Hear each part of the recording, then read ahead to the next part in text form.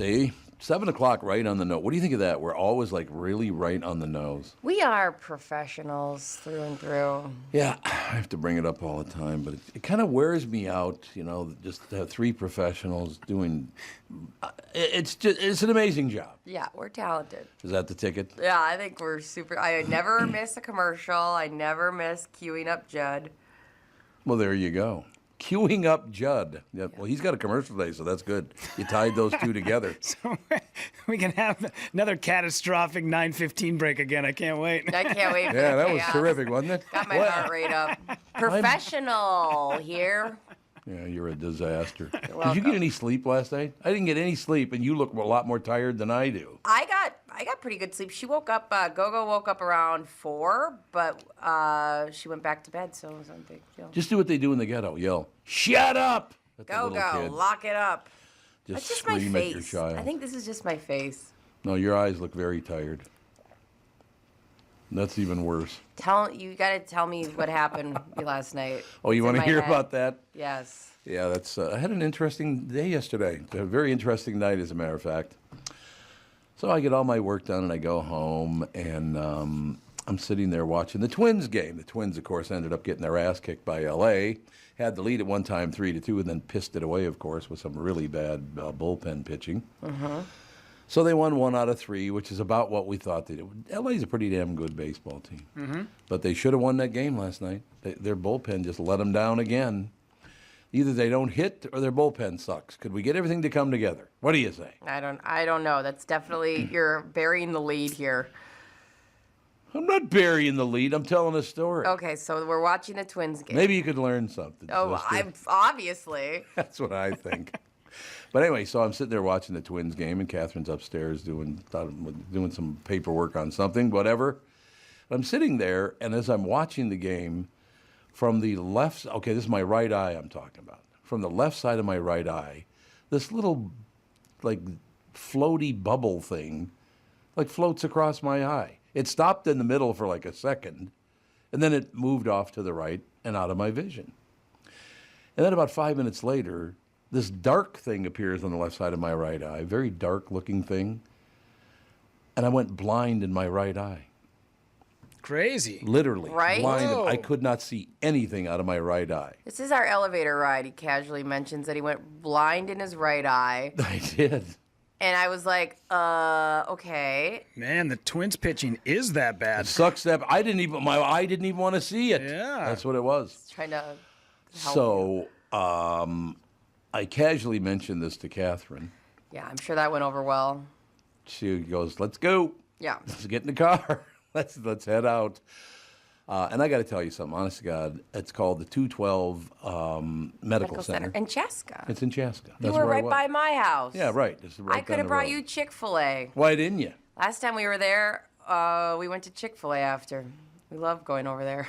You mean the medical center to Chick-fil-A? Yeah, we love, I don't know what it is, but we've had so many times we've had to go to that medical center. It's so great there. They're It's so nice. That's exactly what I was about to tell you. I told every one of them last night. There were about 10 people, doctors and medics and everybody involved.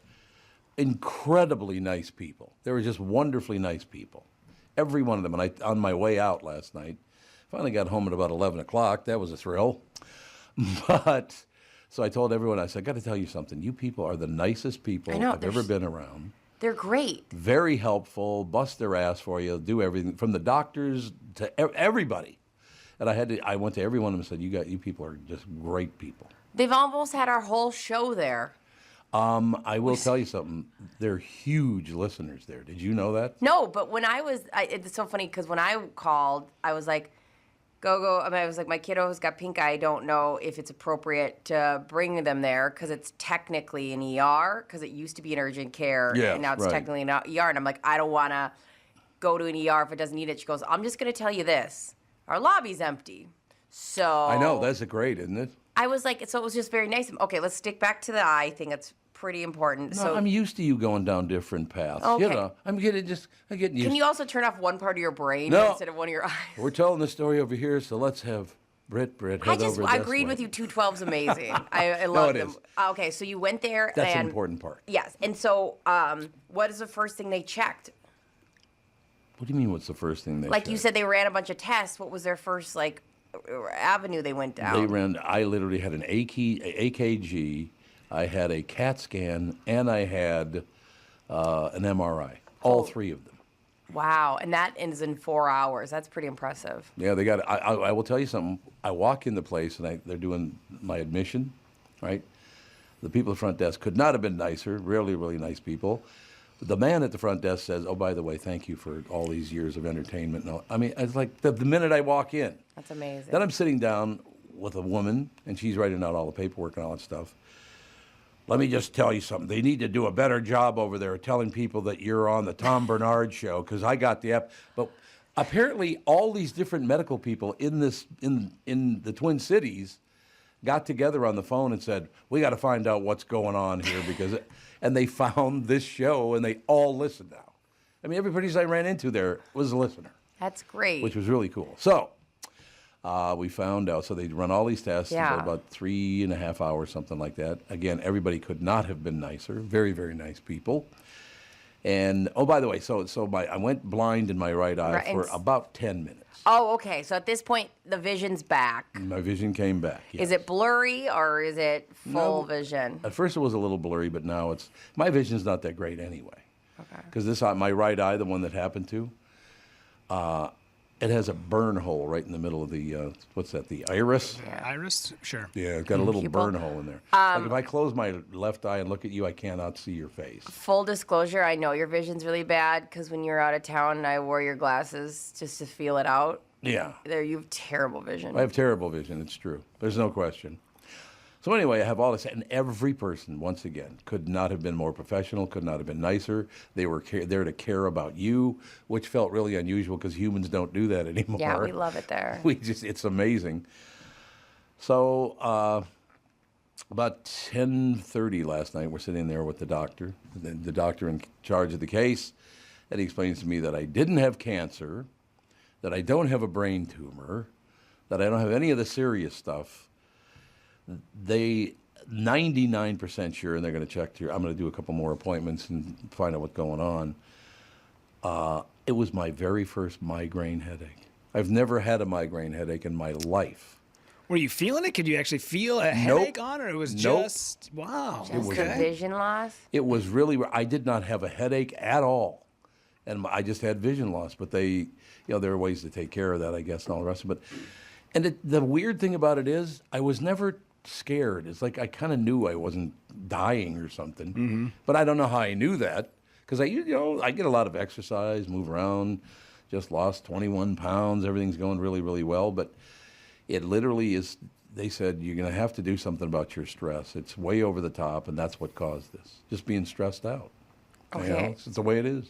Jesus, Brittany. I was just going to say, should I leave now or get out? I hate that. I hate that you're stressed, and I hate because the show's supposed to be fun and. Well, the show's not what's stressing me out. Okay. It's the fact that in the entire world right now, it's really hard to depend on anyone for anything. Like people who go on TV and say things like, I hate you because of your skin color, because of your orientation, because I am sick to death of the hatred in this world. You're destroying fist fights at a DFL convention. Mm-hmm. What the hell is wrong with you people? Right? Mm-hmm. That's not going to help at all. Is that your mantra? Trying to bring him down a couple notches. He just lost vision in an eye. No, I am literally seriously. Well, it all started with stopping watching Fox and CNN and MSNBC. I don't watch any of that stuff. Haven't now. It's been a week since I've watched any of that. So it just brought into focus. The only reason we're all stressed out and we're uncomfortable and we're sad is because people can make money from that. Yeah. That's why it's happening. This is all about making money in our government, our politicians, the hedge fund people. Oh my God, it's just. So I didn't know I was all that stressed out. I had never had a migraine before, but because I always heard they were painful as hell. Yeah, I guess when you said migraine, I was kind of thrown. But I guess this is kind of like sums up when they talk about women who have heart attacks. Women will be like, it presents differently. Yeah, like my heart didn't hurt at all. Like they were like, it felt like somebody was sitting on my chest, and I became sweaty. It's actually back pain is a big sign of women's. Yeah. heart failure. And that actually comes back to women weren't ever studied as their own being until I think 1970s. It was looked at like women were small men. So they would just get men for any sort of case study, and then those were the presentations. Until, 50 years ago, they just started looking at women as their own entities because they don't have, like you said, there's often isn't even chest pain. It's a weird deal. Yeah, no, that, and what did they say? It was a what migraine? It was a... Oh, yeah, an ocular migraine. That's why my eye went black. That's crazy. But there was no pain. I didn't even have a mild headache. I had nothing. I'm just sitting there watching the whole deal. But I mean, and then of course one of the doctors had to make it worse while I was there at the wonderful 212 medical facility. What did he do, or he or she? He comes in and he goes, "Okay, well, just wait here for a second. I'll go tell your daughter that everything's okay." I said, "That's my wife." So now I got a headache that I can feel because he calls my wife my daughter. She did look very, very pretty last night. I will tell you, bringing me to the hospital. You can tell with the one eye still. She's looking still good. She was like, well, just in case he doesn't make it out of the ER tonight, I might be looking at a new husband around here. So that's it. She wants a doctor. Like somebody closer to my... I mean, I understand it's 7 years is 7 years, but I'm only 7 years older than her, not 30. You're only 7 years older than her. Or is it 8? 7.5, I think. Darren wrote in, and he said he also gets ocular migraines all the time, and they don't hurt. They don't hurt at all. It did not hurt at all. So good. Why, I have a shoulder-to-shoulder brother in this. Yeah, maybe Darren. Hopefully you guys have opposite eyes, and you can just lean into it with each other. I'll go left eye. He can go right eye. We're good to go. Yeah, it's like that three-legged race at a picnic. You guys just tie yourself up and take a walk. Officer, you have to test both of our visions together. So at the end, they came out and gave me my diagnosis. He says an ocular migraine is what they think it is. They're almost certain that's what it is. People are writing in a lot. Roxanne wrote in ocular migraine. A lot of people finish their sentences. I just wanted you to see the No, it's okay. This is why I get headaches. I won't tell you right now. Benign issue, but scary as heck is what Roxanne said. And that's, you know what's weird, Roxanne, about that? I wasn't scared at all. That's kind of weird, isn't it? Yeah, but you can't see, but it didn't scare me at all. Yeah, but Catherine... Oh, yeah, she was scared. Yeah. Yeah, that's true. Because I know what it's like to be with somebody who's pretty casual about things, and I'm like, get in the car. Get in. Oh, yeah, I wasn't even going to go. She was the one who made me go. I know. I was like, yeah, this is nothing. Don't worry about it. Yeah, well, we'll find out if it's nothing or not. You know what I mean? But no, it's that I'm glad that was actually brought up because I got to tell you, even when all of this was over, 3.5 hours later, I'm tired as a son of a bitch, and I'm sitting in the room waiting for the doctor to come in and tell me the results of all these CAT scans and EKGs and MRIs and all the rest of it. And I wasn't scared at all. I was like, well, whatever he's going to tell me is what he's going to tell me, right? Yeah.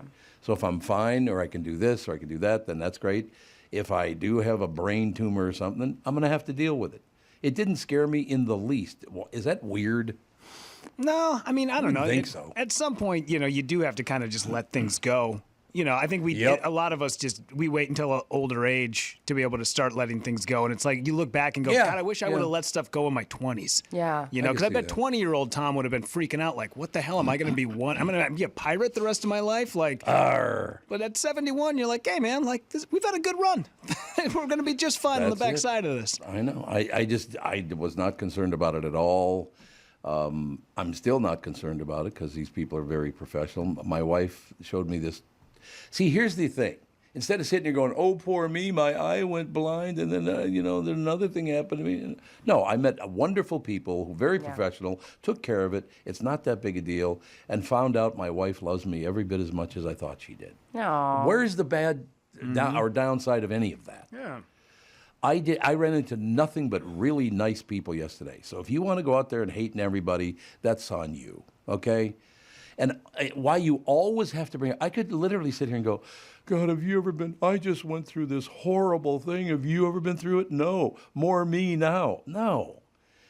I look at the good side. I went to professionals. I was taken care of. Yeah. There are a lot of really good people out there. So stop telling me humanity sucks, because it doesn't. We have been there I want to say the same amount for, well, no, probably 3 times as much for Justin than we have ever for Gogo. Oh, really? Yeah, Justin almost lost an eye as well, but that's because he was ice skating, which he's never done in his life. We have a new rule that neither of us are allowed to do things that we've never done in our life now past the age of 40. Like, what? Fell, hit his face forward on the ice. Oh, God. Huge, giant gash right on his eyebrow, so that was fun. Another time, fell off his bike. His gear shift or whatever jabbed into his leg. Giant cut. You could see the fat in his leg. Oh, Jesus. So we've been there quite a bit. We like 212 a lot. And you're right. We are very thankful when we're there because they treat you like $1 million. And they the best. Yeah. I mean, we even had to wait, in line with things. And that's when I've run off to Chick-fil-A and whatever. And it's such a good place. So that's awesome. You had a good experience. Why'd you bring up that skating thing? If you try to skate, you do not seem like the type that should ever try to skate. Oh, no, you're right about that. That's right on the money. You mean old Twinkle Toes Bernard? Yeah, Twinkle Toes. 7th grade, Cleveland Park, ladies and gentlemen, in North Minneapolis. I try skating. Yeah. And they were like hockey skates. They weren't figure skates. They were hockey skates, right? So I go out there and I'm skating around, and you just had to bring it up, didn't you? Oh. So I'm going out there. All of a sudden, I give it the, where you're flagging your arms, Totally, trying to not fall down. Yeah. Well, I kind of fell backwards, and the skate blade went right up my keister. Oh, my God. Luckily, it was only about an inch, though, so it didn't do any damage. Oh. But I thought, how close? I was wearing corduroys, too. Dang. So, If that's not the first line of defense, I don't know what is. if you can't get a corduroy pant to stop it, You are then- screwed. Holy buckets, you're pretty flexible. I'm trying to think. well, I was only 11. That's So, true. I mean, That's true. you're pretty flexible at 11 years. Not a lot of muscle mass getting in the way there. Oh, that's a rough. Yeah, no, Justin, I don't know what it is about him. He'll just randomly be like, I'm going to try this. And we both agree. No, you're not. There are some things now out of our realms. It's Catherine and me, too. Like, That's you just are. how it is. No, you're done with that. But anyway, yeah, everything is good. We're going to work together. Dr. Paul Olson is my doctor. I'm going to go talk to him today, get it up. But nothing serious at all. It's just a situation where. But it gave me an opportunity. Like I said, whether there's a star of the universe or your God or whoever's watching over, or if nobody's watching over, I got nothing bad to say about anything. I went through this. I got through it because of the support of my family, the 212 Medical Center, all my friends, all the rest of it. From now on, when you come up to me and start telling me this really bad story, you go, tell me the good parts of it. Yeah. Tell me the good parts of it first and then the bad parts of it. Because everything doesn't suck. You're not a victim. That's the other one. Oh, I'm a victim. No, you're not. Get out of your own way, for Christ's sake. Yeah. I've seen victims before, and you're not a victim. You know what I mean? There are victims in the world, and that's not a good thing. But, so all in all, I got to tell you, I went blind for about an hour, but it all turned out to be a great time. You know what I mean? I met a bunch of good people, so God bless them. Oh, I'm glad it's nothing, and I'm glad not to be the annoying person in this. I'm also glad you will be going to follow-up appointments. Oh yeah, and we're getting doing more that. testing. Yeah, we are doing that. But again, not just my wife, but my son and his wife, my daughter and her husband, the kid. Everybody was so attentive and nice to me. Of course, Tom. They aren't all. I don't want to talk about my family, but I've seen families getting fights over this kind of thing. Well, you got good ones. Of course they were. Yeah. This is because all that chocolate-covered caramel you were eating, or whatever. They come up with some deal, I guess. I don't know. No, Like, leave we me all know alone. what it is. It's stress. It is stress. There's no, and that's what the doctor told me. He said, "You're very stressed out." I always have been, though. I know. The time I was a little boy, I was very stressed out. We're gonna have to have a in-studio masseuse. That's it. We need a cat Now we're talking cat. Yeah, and there a you go. masseuse, and I think that's gonna solve all of our problems. I think you're right. Luckily, we got it in the budget. Obviously. Obviously. The kitty in the budget. Our cat budget is through the roof right now. Yeah, obviously. All right, let's check the weather here quickly. Today, sun at times, also a few showers of thunderstorms possible. Tonight, evening showers, then clearing and cool. A low of 45. Jesus, isn't it a little late in the year to be 45 overnight? Yeah. Jesus. Friday, mostly cloudy, blustery, and chilly with a high of 60. See, I'm supposed to tee it up with Bilski tomorrow. I don't want to. If it's going to be windy and chilly and 60. Just go to the pizza party instead. Yeah, that's what I should do. You're absolutely right. Saturday, mostly sunny with a high of 72. Sunday, mostly sunny with a high of 77. So right now, it is 59 degrees and cloudy. It's going to rain like at 2 and 3 o'clock, they're thinking. Something like that. That's what it looks like. So, yeah, 59 and cloudy right now. We'll keep an eye on it. And we will take a break here. Be right back in just a couple of minutes. As you know, my friend Mike Lindell has a passion to help everyone get the best sleep of their lives. And he didn't stop by simply creating the best pillow. Mike created the Giza Dream bed sheets. They look and feel great, which means an even better night's sleep for me, which is crucial for my busy schedule. Mike found the world's best cotton. It's called Giza. It's ultra soft and breathable, but extremely durable. Mike's Giza sheets come with a 60-day money-back guarantee, a 10-year warranty. Giza Dream sheets come in a variety of sizes and colors. Mike's latest incredible deal is the sale of the year. For a limited time, you'll receive 50% off the Giza Dream sheets. You'll receive a set for as low as $29.98. Go to mypillow.com and click on the radio podcast square and use promo code TOM. There you'll find not only this amazing offer, but also deep discounts on all MyPillow products, including the MyPillow 2.0 mattress topper, MyPillow towel sets, and so much more. Call 800-516-5146, use promo code TOM, or go to mypillow.com and make sure you use promo code TOM. Hi, I'm Mike Bryant from Bradshaw and Bryant. If you've been hurt in a car collision, it's traumatic enough. You don't need to waste time and energy on the legal stuff. Think of us as a partner who will guide you through the process. First off, you need to recover, but part of that is getting the compensation you deserve. At Bradshaw and Bryant, we'll work hard so you can get the rest you need during the trying months after a personal injury. At Bradshaw and Bryant, we understand how important it is to make our clients comfortable, so we build each client relationship on the pillars of honesty and transparency. Don't miss out on what's rightfully yours. We'll go to bat for you. For your free case consultation, please visit minnesotapersonalinjury.com. That's minnesotapersonalinjury.com. I'm Mike Bryan. I hope you're never injured in a collision, but if you are, don't sign anything until you've talked to Bradshaw and Bryant. Find Bradshaw and Bryant, personal injury attorneys at minnesotapersonalinjury.com. With Mike Bryant on your side, seeking justice for the injured. Bradshaw and Bryant. Why should your business bank with North American Banking Company? Here's Corey Wisco of the Welshire. It's difficult to put in words the relationship that we have with North American Banking Company. You know, they've been there from the very beginning with our vision of providing quality dementia care for individuals, and they've been a partner all the way through. They really are there for us. For more information about North American Banking Company, go to nabankco.com. That's nabankco.com. Member FDIC, equal housing lender. The new Tom Barnard Morning Show is proud to have partners like Bradshaw and Bryant, MyPillow, and North American Banking Company founder, chairman, and president, Mike Bilski. I've advertised on Tom's show for years, and the reason is simple. My business is recognized because of the ads, and that recognition has created growth. What business doesn't want to grow? I highly recommend the Tom Barnard Morning Show for your advertising. Grow results for your business by partnering with the Tom Barnard Morning Show. Visit TomBarnardShow.com, keyword partner. You think it's negative they don't even mention you in that promo? I didn't even notice. Okay, I didn't hear. Do you hear Brittany in there? I don't care. I literally just assumed. That's how ridiculous a person I am. I just assumed I was. I don't know. No, maybe you are. Maybe I'm making it up. I didn't pay. I just didn't bug me either way. I'm the same way. It's like you want to do it good. You're doing a promo good for you. Care. I'm I'm happy just so for you. thankful Amy does them. Like, they're great. They sound great. I don't know. Couldn't care less. Should mention we're getting a lot of messages this morning. So how do people reach out to us? Oh.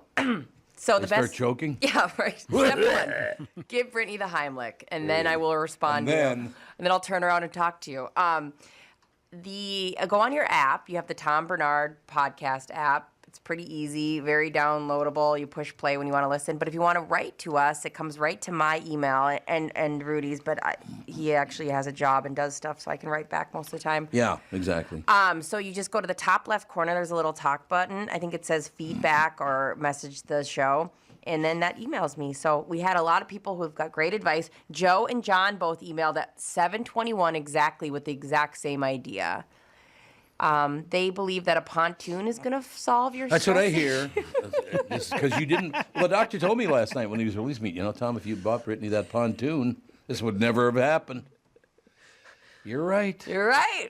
I mean, if everybody knows the best way to alleviate stress is to go buy a boat.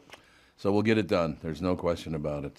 Yeah, well, either way, you just for one day I'm not going to ask you for anything.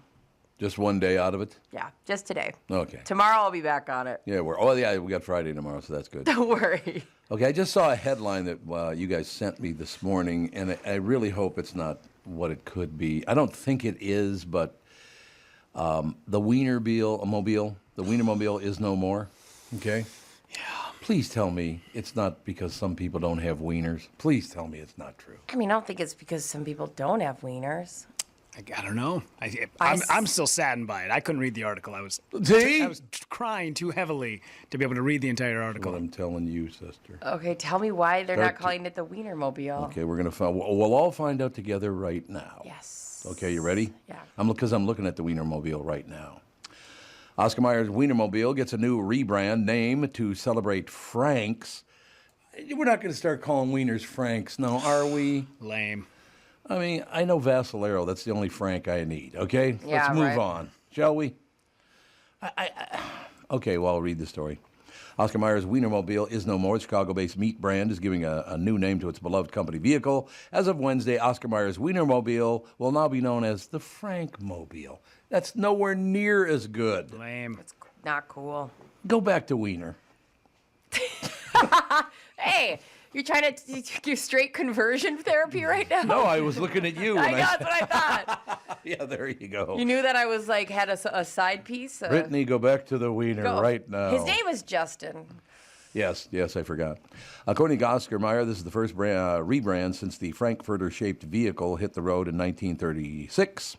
The 6 Frankmobiles will have new decal. I hate Frankmobile. Wienermobile sounds funny. How are you going to be able to do that song anymore? Oh, I wish I was an Oscar Mayer Frank. Oh, it doesn't roll off the tongue. It's terrible. Lame. What's wrong with Wiener? It's from Vienna, right? Didn't the sausages were made in Vienna? Mm-hmm. I don't know. It's That's fine. why it's Vienna. Wiener. Yeah. Vienna.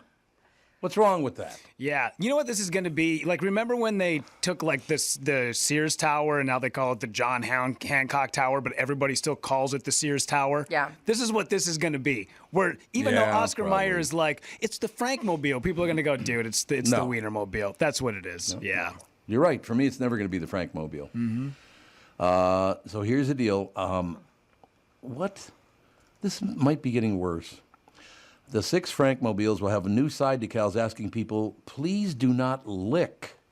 What in the hell is this story about? This is wild. Also, we do have a photo that I could post. Of somebody riding the Wienermobile? No, they're not riding it, but I asked Chris Egert to take one of like him pretending to eat the Wienermobile, and he did send me and Rudy this photo, and I never posted it. And I did get his approval to post it, so I feel like today's the day. Mm-hmm. We're going to post him in the Wienermobile. I'm going to do it. I'm going to pull the trigger on this one. Is he the one that started this whole deal by something obscene he's doing? I think that's the problem, is he tried to perform fellatio on the Wienermobile, and they were over it. See?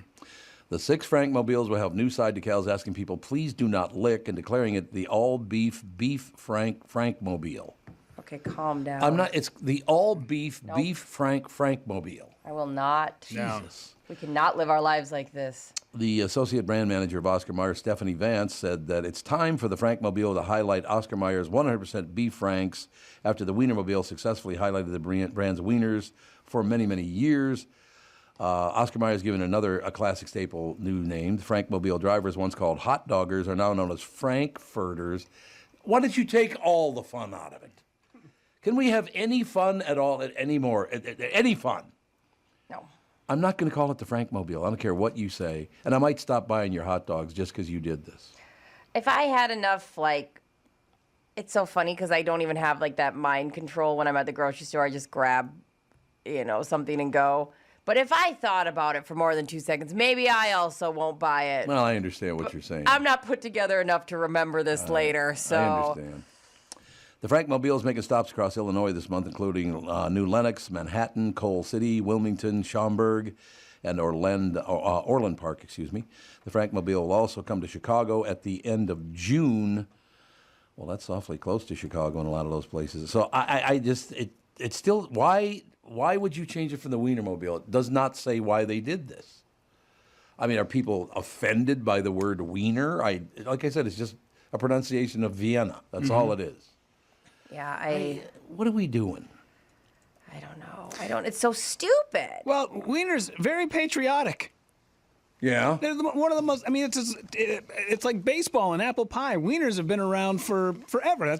That's how little kids get away with saying the word wiener. Yep, it's true. I don't buy it. Why do you have to change everything? Oh, you had it your way. Now we're going to have it my way. I'm telling you, if this isn't the reason they're changing it, I don't know what is. There it is, right there, baby. Now there's a picture, right there. I'll salute that. I'm posting this. You know, it's kind of backing up into his face, by the way. Oh yeah, he sent us 2 just to make sure. Yeah. Chris Egert, a man of honor.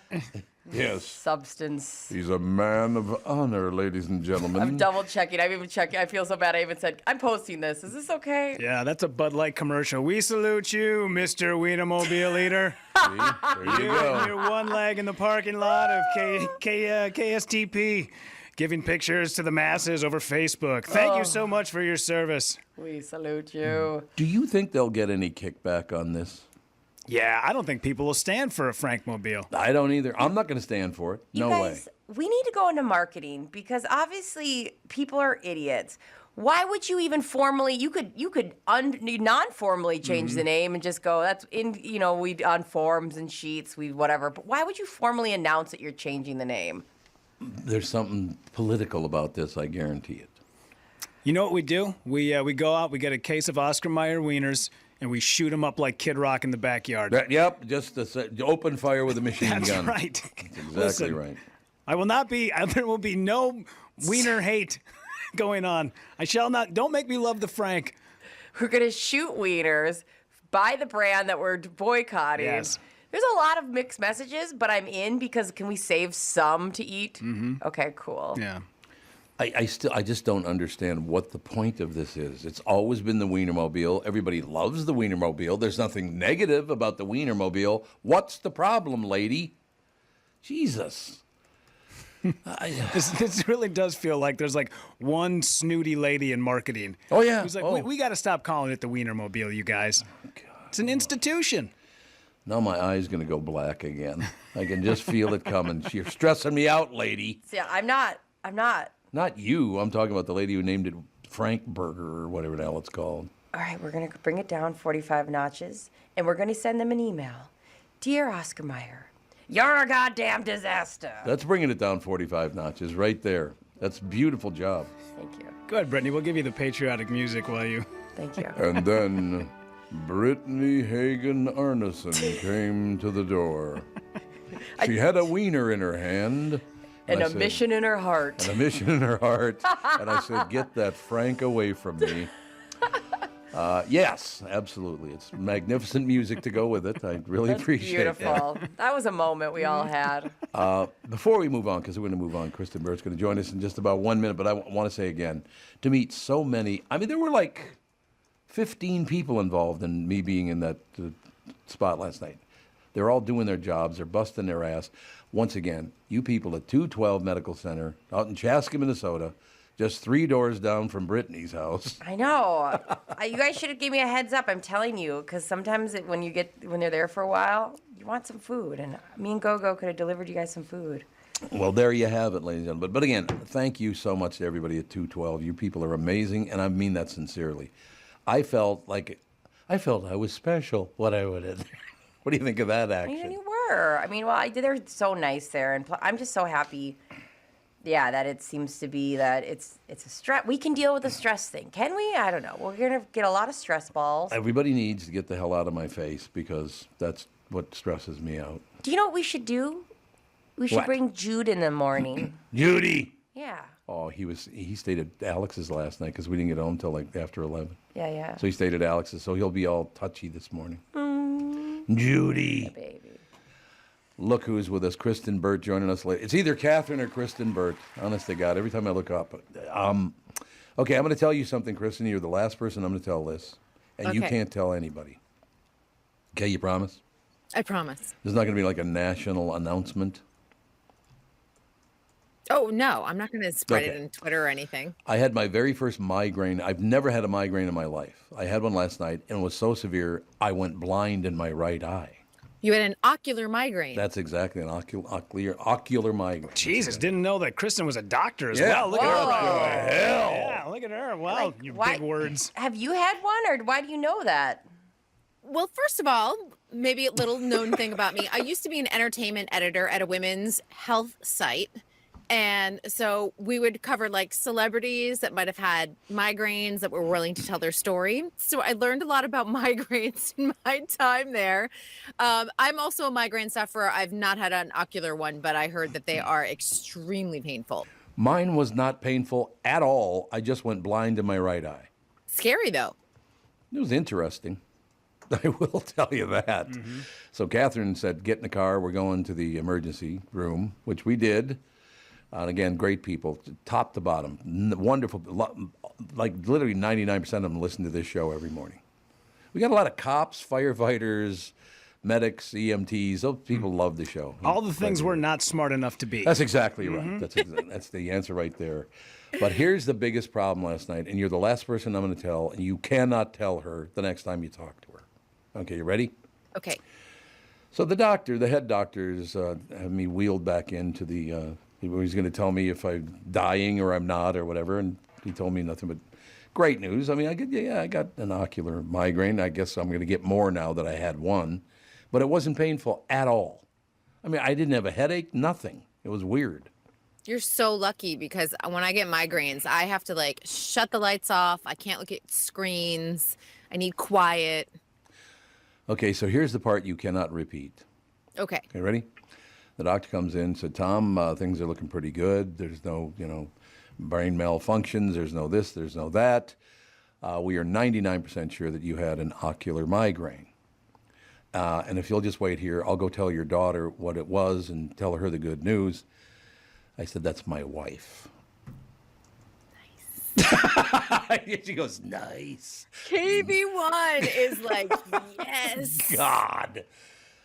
I'll go tell your daughter. It's like, get away from me, you pill. And now you're like, that is my babe of a wife. Leave me alone. And now I really do have a headache if you tell her. Because you'll never hear the end of it. I'll never hear the end of it. Exactly right.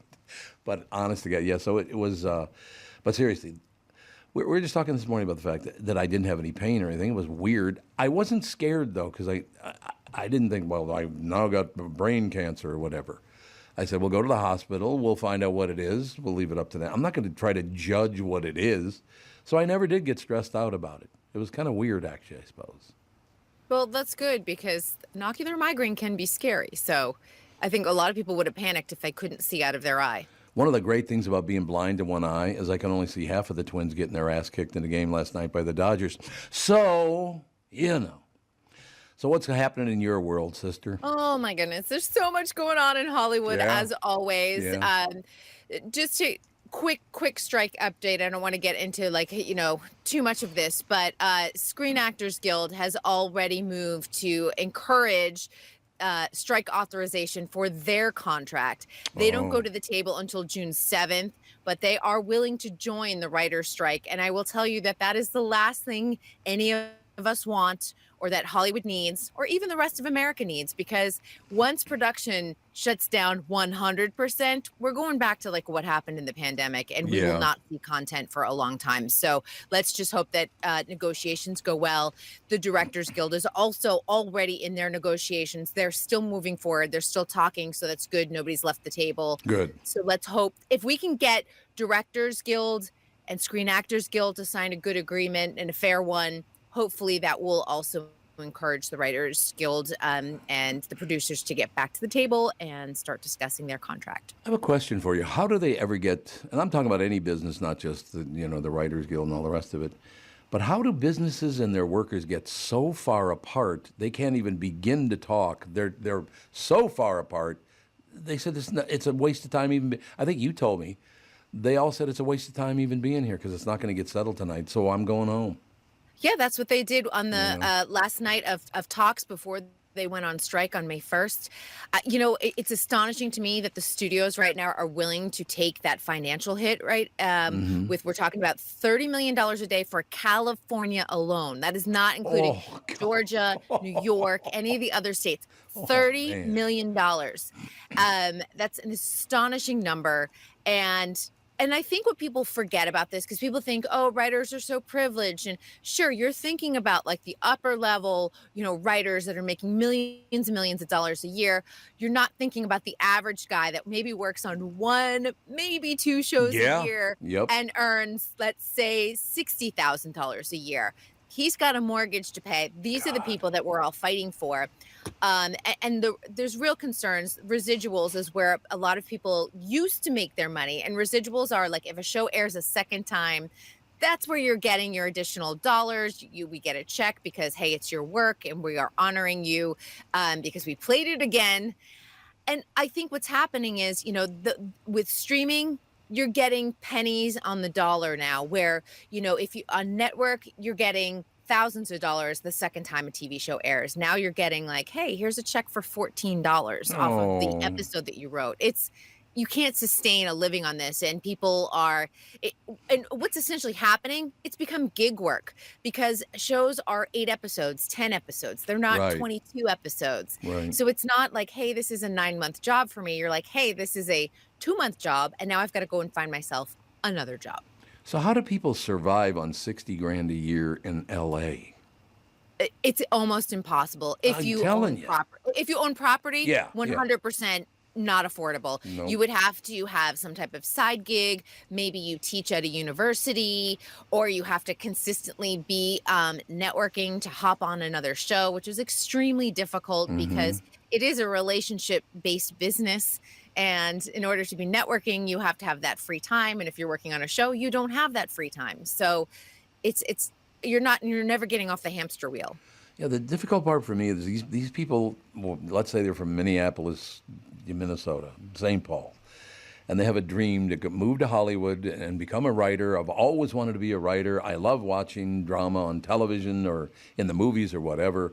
So your dream is to just write and write. And it takes a lot of work to learn how to be a good writer, by the way. It just doesn't happen. It takes a hell of a lot of work. And to see their dreams crushed like that, that's sad.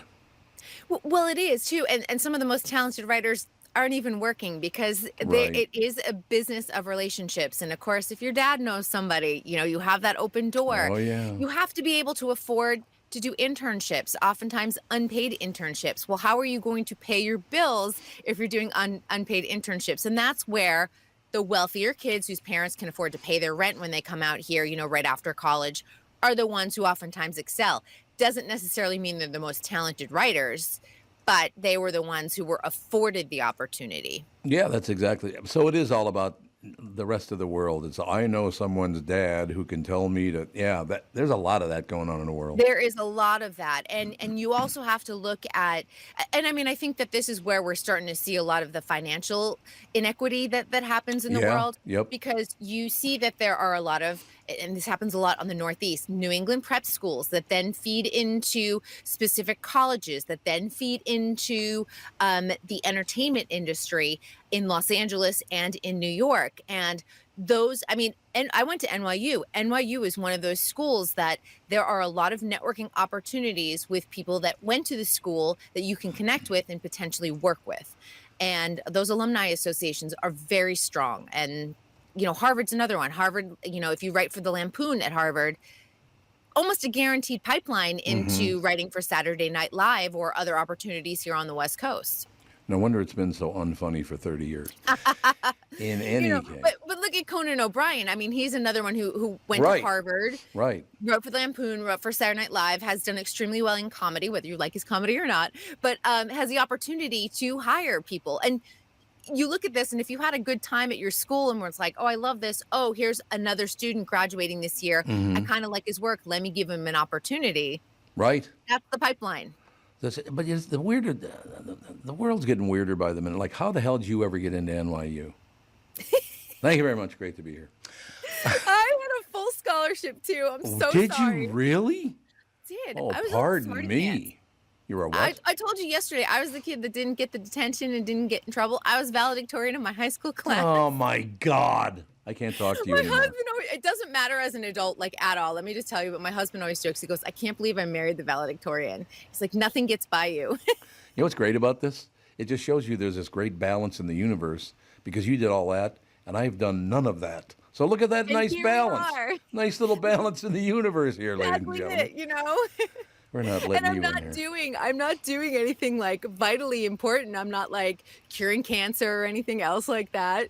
But You might hopefully, maybe. Well, hopefully I bring a little levity to people's day Yes. or give them the inside scoop if they're looking for some tea. Hopefully that helps out a little bit in this crazy world. It would be a good deal. We got about 2 minutes left. Anything else we should be watching that I'm missing?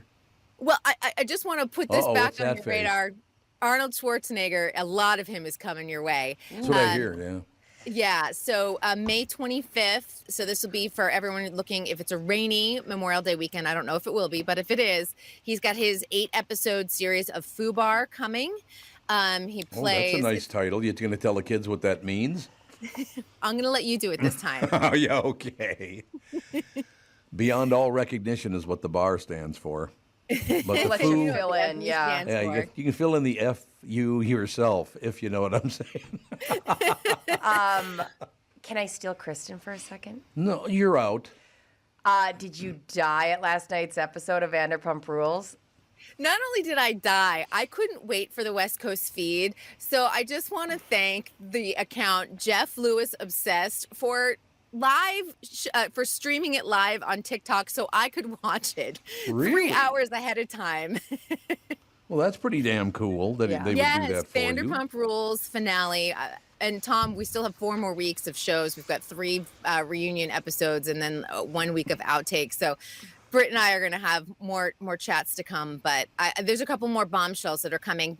Britt, did you read the Variety article, by the way? No, I haven't. Okay, I'm going to send it to you because and this is for anyone interested in production, like how they took a story that was super hot and picked up the show because they had already finished filming and went behind the scenes and started going, we have to capture this in real time, which they don't normally do. It's usually filmed about 6 months in advance.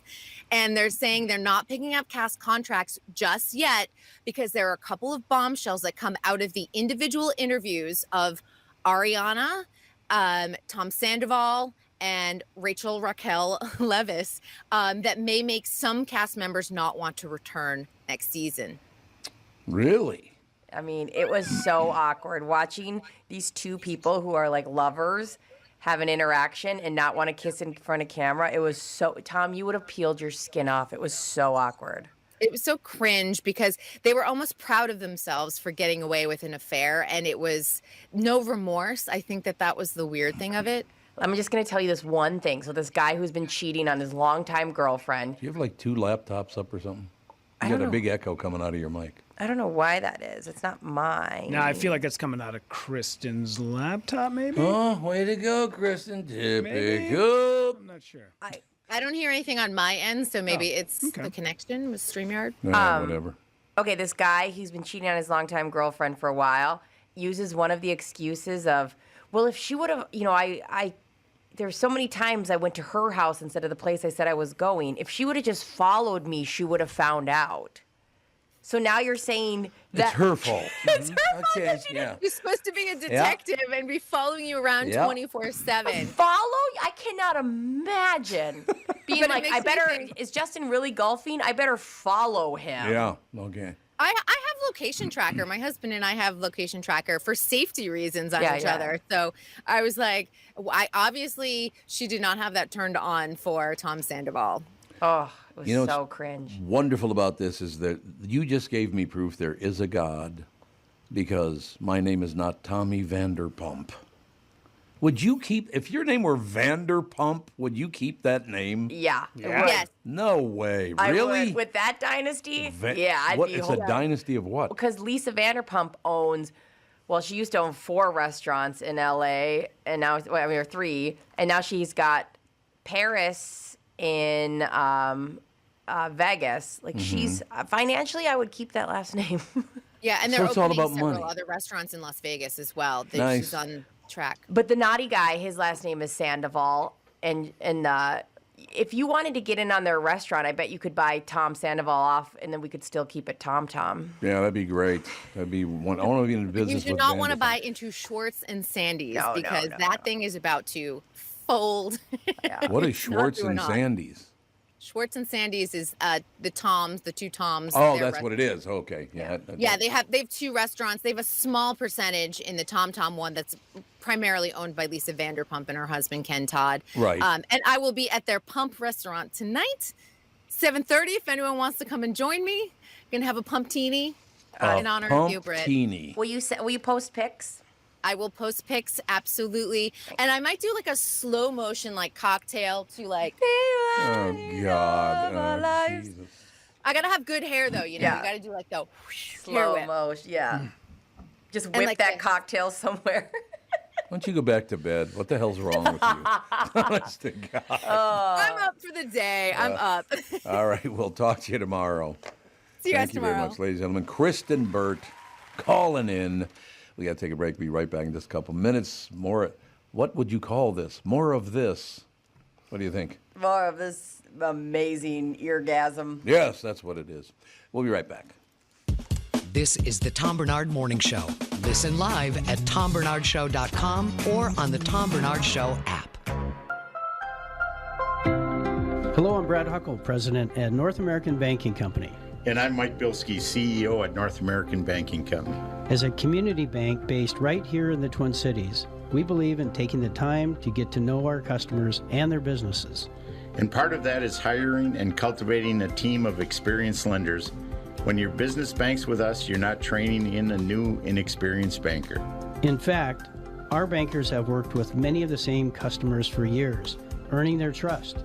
We get to know you and your business, and you get to know and rely upon us.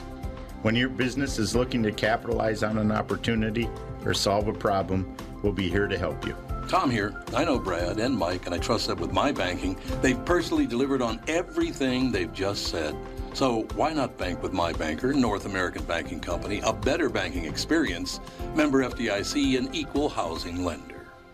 The new Tom Barnard Morning Show is proud to have partners like North American Banking Company, Bradshaw and Bryant, MyPillow, and attorney and advertiser Dave Bialke. I've been advertising on Tom Barnard shows for years. I like Tom, not just because he's a good guy, but because the ads I run on his show bring me new clients that are hurt at work and need legal help. Tommy B works for me. Grow results for your business by partnering with the Tom Barnard Morning Show.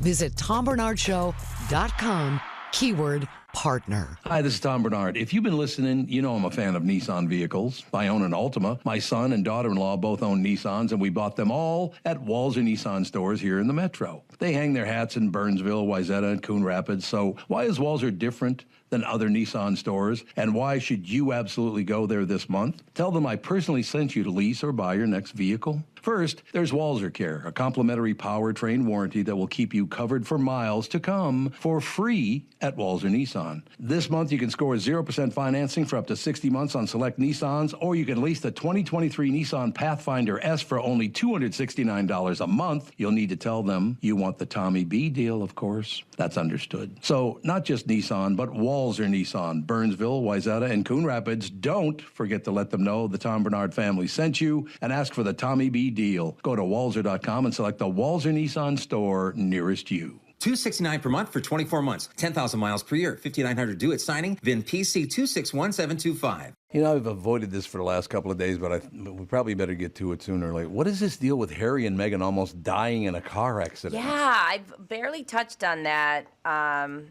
Usually I rely on Lori to keep me informed with the royal news. So, yeah, do you have the article, or do you want me to find you a good one? It did pop up, yes. Prince Harry and Meghan Markle revealed a near-catastrophic paparazzi car chase 2 years after warning history was repeating itself.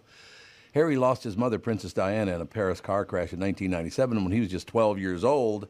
Walked behind her coffin a week later at her funeral. Almost exactly 2 years ago, the Duke of Sussex invoked his mother's memory as he warned the media was not going to stop until Meghan dies. During an interview for his mental health documentary, The Me You Can't See. Who the hell is that? The Duke of Sussex, is that him? That's Harry, yeah. Oh, that's Harry, because I don't even know these titles. I know, they get confusing. Yeah, he's the, Duke of Sussex. So he thought that he should add that they're going to try to kill her. I mean, is that what he's saying? Like, I said they're not going to stop until she dies. They would be the cause of her death then, right? yeah. I don't get it. It is hard to. It is not hard to imagine what will have been running through his mind, as according to a statement from his spokesperson, a ring of highly aggressive paparazzi followed the taxi they shared with Meghan's mother, Doria Ragland, in New York on Tuesday for 2 hours. I guess there was a high-speed chase and the whole deal. Like, I mean, what the hell is that? That's so scary, especially when, that's how his mom died. That's terrifying. No, I agree with you.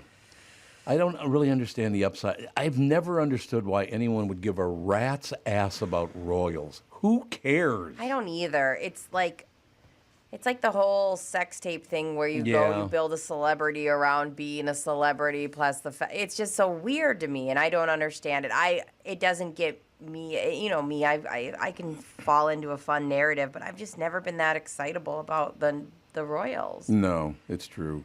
And I just don't really understand also this whole deal with Harry. I know he's got an older brother, so he can never be king and all that stuff. Yeah. I guess. But he seems like a massive pain in the ass to me. So, and then the more I learn about it, I also just think the whole institution is just garbage. And I think you would piece out the way that Harry pieced out of like, I can't be involved in this, because they literally, if you're not the king, they use everybody else as pawn pieces of like, hey, we've got this bad story coming out. We're going to have to release something about you. They work with the press and they feed each other. And it's this crappy relationship of who's feeding who. It's just terrible. But why won't he shut up? If I were the Prince of England and ended up moving to America and being very, very, very wealthy, I would just shut up. Gotta be honest with you, I don't know and again, I don't know all their stuff, but I do know when they decided to leave, there was an issue of like, we don't have security and we can't afford a security detail to that extent. What? And I don't know their finances, but I know that was the big argument is we're left here. I don't know. I think you're right. I don't think you're wrong. I'm just trying to No, I understand. Push of the narrative that I again barely know. Well, she made a lot of money too, didn't she, in her acting career? She was on, what was it called? Suits on USA. She wasn't. This isn't like Breaking Bad money, No. She was kind of a mid-level actress for a while. And it was a while ago. Yeah. Was she any good? I have no idea. I mean, I don't know if that's the kind of show where you go, is there a breakout star? I know it's not a bad show. I just mean I don't know. Well, they say in the same breath, not only her on Suits, but the fact that she was one of them gals that held the briefcase for Who Wants to Make a Deal or whatever it was. Right. What was that called? With Howie Mandel, and it was like, no. No. I can't remember the name of that. I had a high school friend on that show. Yeah, but every time they talk about her, they're like, "Oh, she was an actress, and she held the briefcase for Howie Mandel." You're like, "Well, maybe her acting career wasn't quite as staunch as what we thought it was." Oh, you're right. It is Deal or No Deal. Deal or No Deal. There you go. Well, Let's Make a Deal. Oh, that was a different one. Yeah, that's a different one. I don't know which one you even said. But yeah, Deal or No Deal. Let's Make a Deal is when they'd go, "I want curtain number 3. Curtain and they'd number be 3. in the zany outfits. And they'd be like a donkey or something. Yeah. It's like, do you get to keep the donkey? I would be so excited about the donkey, and then they're like, "It's a joke, ma'am." So I'm looking at a picture of them right now. There's Meghan's mom's in the picture, Meghan's mom, and then you got Harry in the middle with a big smile on his face. And then you got Meghan Markle. She's got a big smile on her face too. But you know what's weird about this? What? She more than Harry. She has a look in her eye like, take my picture, I hate you. Well, can you imagine? I mean, you've got almost no diversity in that family at all, and the weird conversations and the centering around that had to be so crazy and just annoying. And I think they were terrible. The press was terrible to her there. They were just always comparing her to Kate Middleton and all these things. That's what they do. Yeah, I'm just saying, I think I would be annoyed too. I can't even imagine not being able to leave the house. I have a hole in my sweater today. It's a good look, though. But you know what I mean? Why don't you shave your armpits if you're going to do that? I thought it would blend in. It would just look like more of the sweater. And fill up the hole. There you go. I don't know. I just can't imagine living that life. It sounds terrible. No interest. Well, then don't marry the guy. That's what I mean. I think that would push me away in a heartbeat. Right, sure, I could understand that. Look, I don't like or dislike these people. I don't know these people at all. It just seems there's a lot of hubbub over nothing. No, I'm not saying this paparazzi thing's not nothing, because those guys do get way too aggressive. Especially over, in the UK, they've got, it's calmed down here quite a bit. And she talked about, she goes, I thought I knew what celebrity was until, like, I got married and realized what that was over there. And again, I'm not trying to say, like, they're wrong or not wrong for writing books and this and that and complaining. I have no idea. But I just think it's a complex situation, and I always root for siblings to get back, like, to get along, especially those two have been through so much together that only they will know about. Yeah. So I'm such a nerd where I go, you should just get along with your brother. Does this mean the king's a prick?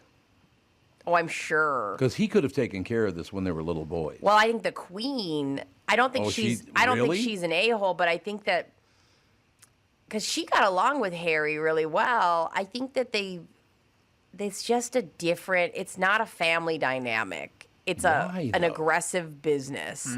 Because, like, yeah, and I think the king now is a dink. I think that's what I'm saying. He's Charles just been sitting around waiting for this to happen, and he seems like a massive pain in the ass, to tell you the truth. There was a video that came out like 3 days before his coronation or something? I can't remember what it was, but he had he was writing something and he accidentally got a little bit of ink on his like sport jacket, and he lost his goddamn mind, like screaming. It was like you couldn't even notice it, and he was like, "Oh, god damn it!" And he was like taking water and trying to get it off, and everyone's like, "Dude, it's a little pen mark. It's going to be fine." You're going to make it worse, as a matter of fact. Like, that's like, if you start thinking about the way you'd want, like, your royals to be, like, I'd want them wearing this. Like, they're like, oh, we won't wear the same outfit twice.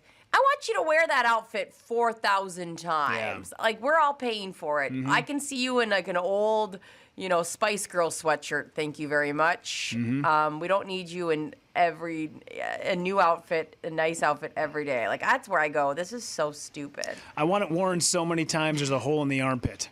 You're welcome. Yes, exactly. Your money from this podcast. Oh my God! Hold your arm up.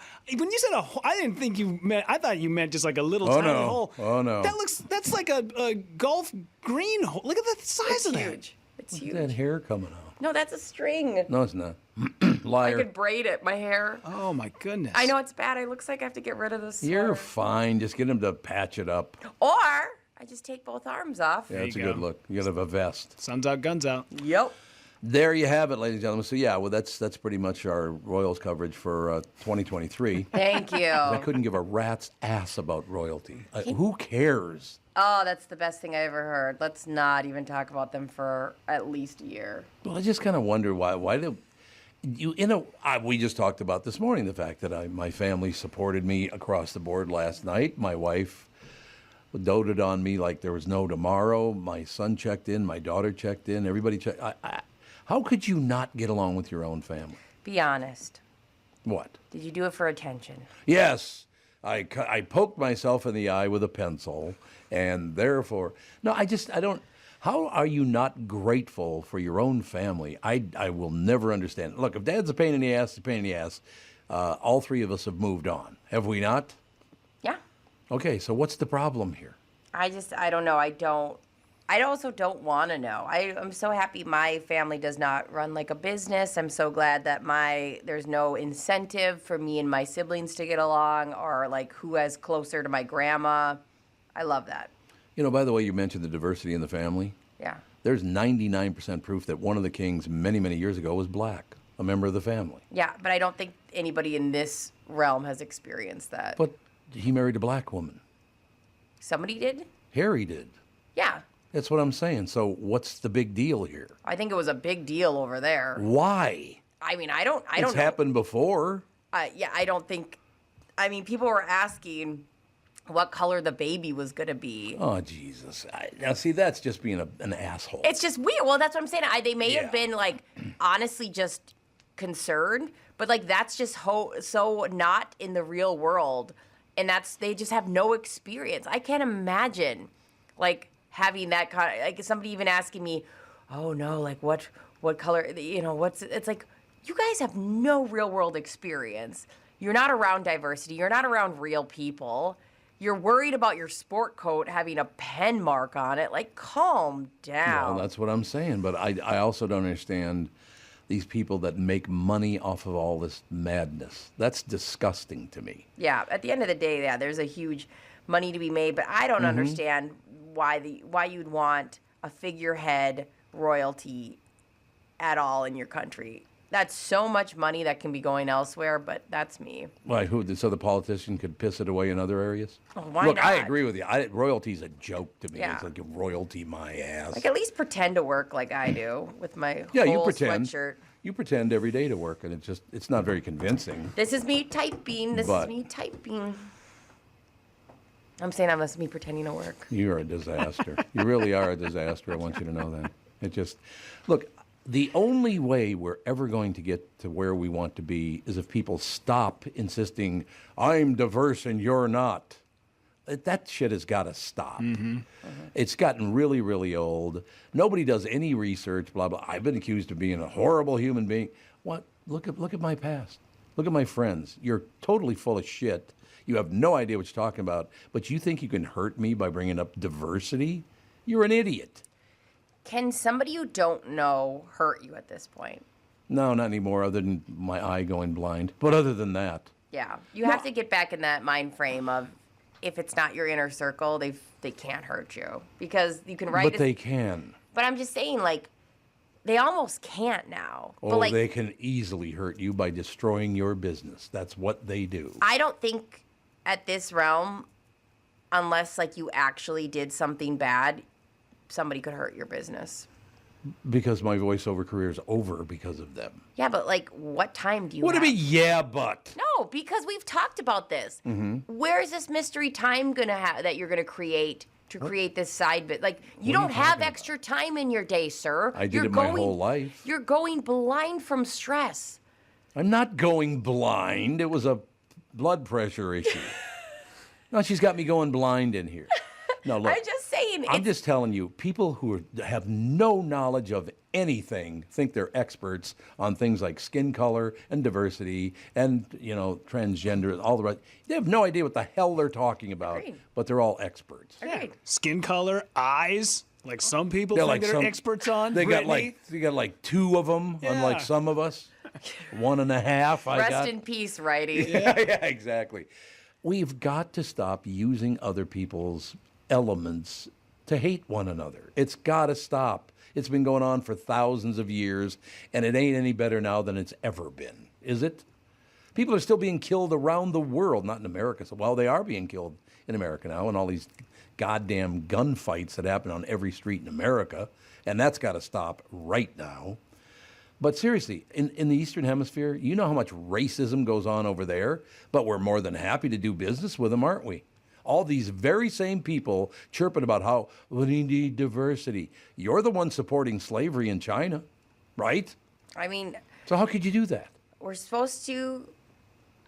I don't know. I don't have answers for these insane problems, and neither do you. Yes, I do. What's your solution? Getting rid of you. Oh, well, You're out. That's gonna solve one person's problem. Yeah, that's Maybe two if you count Rudy.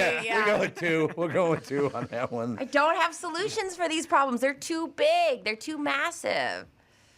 It's too broad. Just don't believe either side. I'm just telling. That's the best advice I could give you is do not believe either side, the left or the right, because they're both full of shit. Yeah, done.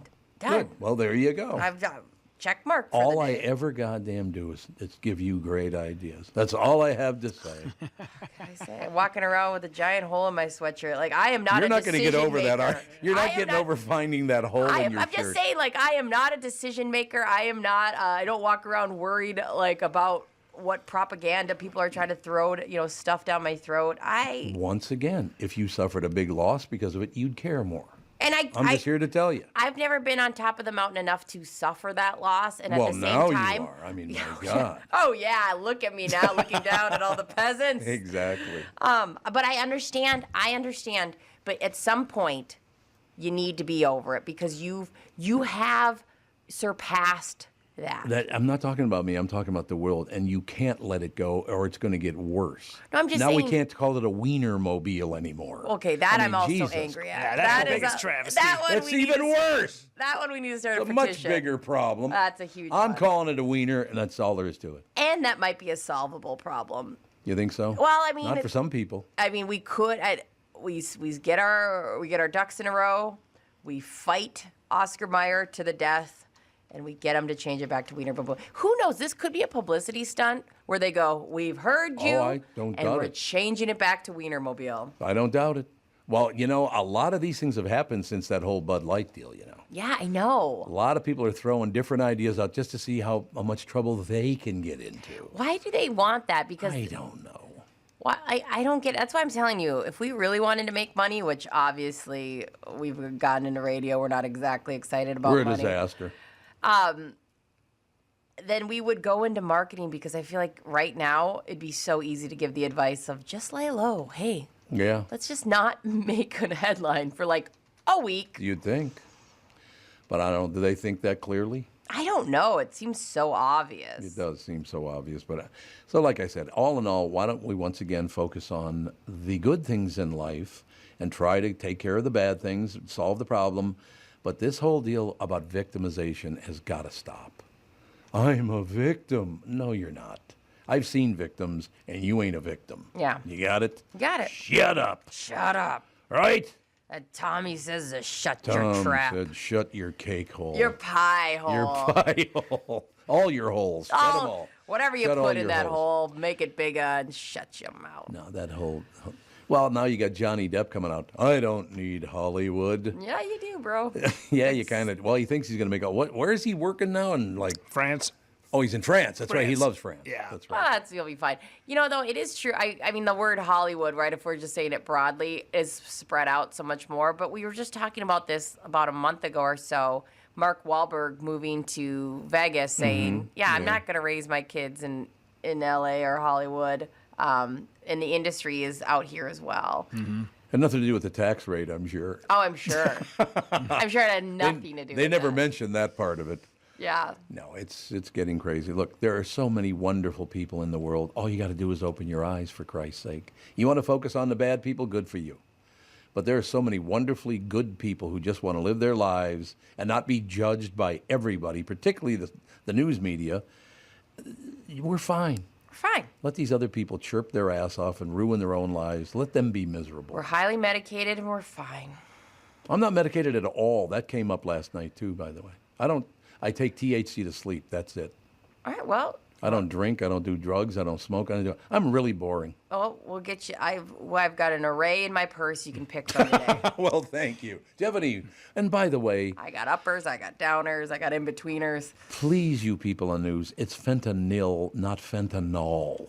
Okay, it's fentanyl. It's not fentanyl. It's fentanyl. It's fentanyl in the way that almond is not almond. I'm sorry. There's things that we've accepted. It's almond. It's not almond. It is almond. That's how you pronounce it. No, you have to Alms for the poor. It's not alms for the poor. Here's the thing, Tom. I just proved you're an idiot. I'm scared to say this word because I'm going to say it wrong, but it's Colloquialism. Thank you. Not a problem. And it's regional. And so we have to accept that that's what not it is. regional. It's alm. It's almond. It is not almond. I have heard you say Get things out. correctly my whole life, and I cannot. We cannot live our lives saying almond. I will not. What? Because that is not the way 99.9%. I will not say mozzarella. Mozzarella. Mozzarella. I will mozzarella. not. No, I will not. I used to sell Birkenstocks. How I about remember. Stugats? You say Stugats? I would not. You know what Stugats even means? No, I'm You don't want to know. I have a Here to tell feeling. you. And actually, well, here, give you an idea. You know what Stugats means, don't you? I don't. Oh, you don't either? Okay, I have to Google. stand up to do this. Oh. Because this is where it started. Whenever an Italian would get mad at another Italian or a Sicilian, they would go like this. Oh, yeah? Really? Stugats. That's how that whole He put thing his hands started. like parentheses around his crotch. Yes, Yeah. because here, Stugats. Yeah, he Stugats. did the D-Generation X suck it right into the camera. Yeah. But open arm. into the camera. Just ladies for and all of our listeners who are doing the audio meme. We have all lost our minds. Is that what you're saying? Yeah, we Something have. like that. All right, we do have to take a break because Chris Egert's going to join us in just a couple of minutes. Ladies and gentlemen, you know, I've always said you can't count on 2 nice weekends in a row until mid-June in Minnesota. Well, once again, I'm right. I said once again, I'm right. Do you hear me? Mm-hmm. Thank you. What better time to lose weight like I've been doing with mnfatloss.com. The program's been great for me. I've lost 21 pounds, and it's 22 now, actually. Okay, we get it. You're so good at successfulness. 22, 20. Successfulness. Yes, You're killing the it. successfulness. I am not feeling hungry. I am feeling healthier, and I've got plenty of energy. I wouldn't follow a fat loss program that isn't safe. I've got to be around to do this podcast because my name's on the show. I'm proving that you can, if you lose 20 or 30 pounds, just a couple of months like I'm going to do yourself a favor and check out the program at mnfatloss.com. Of course, results may vary, but I'm losing weight. I'm down 22 pounds now, as a matter of fact. So that's good. Of course, the results may vary, but I'm losing weight, and I do feel great. If you want to find out the secret to losing 20 to 30 pounds in just 8 weeks, just like I'm doing, that's about a pound of fat every day. No exercise required. To schedule your free consultation, go to mnfatloss.com. That is mnfatloss.com. Be sure to tell them that Tom Barnard sent you. There's plenty of thoughts that come into your head when you think the name Killebrew. Of course, there's the Minnesota baseball legend, Harmon, who was responsible for many a favorite memory at the old Met Stadium in Bloomington, and many a baseball that ended up in the stands and in the gloves of adoring fans from his home runs. There's Killebrew Drive, the legendary road that connects Highway 77 to the Mall of America, and a day of shopping you'll never forget. My current thoughts for the name Killebrew is fun floats in our kitchen with my kids and grandkids, a cool, refreshing break in between innings at Target or CHS Field. Or maybe a perfect sunset paired with a sweet, frothy beverage after fishing or on your favorite walleye lake. Killebrew root beer and cream soda. Grab a 6-pack at a grocery or convenience store near you. I'm Tom Barnard. This spring and summer, enjoy the one Killebrew root beer and cream soda. Gluten and caffeine-free with a generous portion of delicious thrown in. Killebrew, where memories are created and legends are made. Hi, I'm Mike Bryant from Bradshaw and Bryant. If you've been hurt in a car collision, it's traumatic enough. You don't need to waste time and energy on the legal stuff. Think of us as a partner who will guide you through the process. First off, you need to recover, but part of that is getting the compensation you deserve. At Bradshaw and Bryant, we'll work hard so you can get the rest you need during the trying months after a personal injury. At Bradshaw and Bryant, we understand how important it is to make our clients comfortable, so we build each client relationship on the pillars of honesty and transparency. Don't miss out on what's rightfully yours. We'll go to bat for you. For your free case consultation, please visit minnesotapersonalinjury.com. That's minnesotapersonalinjury.com. I'm Mike Bryan, and I hope you're never injured in a collision. But if you are, don't sign anything until you've talked to Bradshaw and Bryant. Find Bradshaw and Bryant, personal injury attorneys at minnesotapersonalinjury.com. With Mike Bryant on your side, seeking justice for the injured. Bradshaw and Bryant. Hi, this is Tom Barnard. If you've been listening, you know I'm a fan of Nissan vehicles. I own an Altima. My son and daughter-in-law both own Nissans, and we bought them all at Walz Nissan stores here in the Metro. They hang their hats in Burnsville, Wayzata, and Coon Rapids. So why is Walzer different than other Nissan stores? And why should you absolutely go there this month? Tell them I personally sent you to lease or buy your next vehicle. First, there's Walzer Care, a complimentary powertrain warranty that will keep you covered for miles to come for free at Walzer Nissan. This month, you can score 0% financing for up to 60 months on select Nissans, or you can lease the 2023 Nissan Pathfinder S for only $269 a month. You'll need to tell them you want the Tommy B deal, of course. That's understood. So, not just Nissan, but Walzer Nissan, Burnsville, Wayzata, and Coon Rapids. Don't forget to let them know the Tom Barnard family sent you and ask for the Tommy B deal. Go to walzer.com and select the Walzer Nissan store nearest you. $269 per month for 24 months, 10,000 miles per year, $5,900 due at signing, VIN PC 261725. We are back, ladies and gentlemen. My God, it's 8:22 already. 22 minutes after 8 o'clock. And, of course, the lovely and talented Chris Egert now joins us. Hi. What's happening, Pally? I look like I'm Oompa Loompa today. What the hell's going on with this picture? You're orange looking. What is that all about? What do you get when you swallow down sweets? A man with a leg who is reading the news. There you're talking, ladies and gentlemen. Now you're talking. What's happening, Mr. Egert? Everything good? Yeah, everything's good. I didn't realize you're down 22 pounds. I could tell that you've lost weight, but that's impressive. Yeah, it's been a little over a month now. It's been like a month and 3 days. We're staying after it. And then we're sitting there blathering about fast food the last couple times I've been on. Fine. I'm sorry. No, that stuff doesn't bother me in the least. I am responsible for what I put in my yapper, so you can talk about burgers all you want. I sincerely don't have that in my brain. It's like, oh, this is this, this is that. I go, yeah, you have no idea what the hell you're talking about, so don't worry about it. Right? Okay. Yeah. No, I don't care. You can talk about food all you want. Matter of fact, we could talk about food right now because, there's got to be some holiday coming up with food involved. Memorial Day weekend. There you go. Mm-hmm. Hot dogs again. It's not hot dogs anymore. It's no. What do you think of this whole Wienermobile is now the Frankmobile? Oh, is that a thing now? Oh yeah, the story was released this morning. A woman at Oscar Mayer said you may no longer refer to it as the Wienermobile. It's now the Frankmobile. That's a quick developing change because we just had the Wienermobile here. I know you did. I saw you put it in your mouth. It was wiener then, and yes. And you did put the wiener in your mouth. I've seen the picture. Yes. And Brittany was asking for the picture today, or if she posted, or. I was getting a second approval just to make sure before I pulled the trigger because you originally were like, yeah, you can post it. It's not a big deal. I was like, I can't remember if you were day drinking that day or whatever. I'll double check. So no, I was at work. I wasn't day drinking. It was during my job. No, I meant when I got approval last time. So I wanted that could have been. Yeah, so I was like, hey, just double checking, and our listeners have strong feeling. They're big fans of your hot dog posing. I'll probably get in trouble, but that's okay. You're fine. It's worth it to entertain the masses. Am I right, Tom? Am I right? Well, there's no question about it. I still have a question for this whole Wienermobile thing because I'm not letting it go. I've decided. Yeah. Because, as I said, Wiener is just Vienna. That's the place. Now, I don't know if hot dogs were invented in Vienna, therefore Wiener, or Frankfurter, which is in Germany. So is this a fight between France and Germany? Is that what this is all about? There you go. Maybe that's France. See, France goes with Wiener, or Vienna, and Germany goes with Frankfurter, as in Frankfurt, Germany. Right? Mm-hmm. So just because those hunyucks are arguing, why do we have to change? Or is it the reference to the male genitalia as a wiener? I'm going to go ahead and guess that that's what it is. Really? What? I'm not familiar with the story at this point, though, so I do admit that. I don't understand the whole deal and all the rest of it. And, would they be happy if we called the hot dog bun a vagina? Is that okay? Because you put the wiener in the vagina. Are you happy now? Not without consent, you don't. Well, of course you don't. That's just a given. Okay, so we have to get consent from the bun.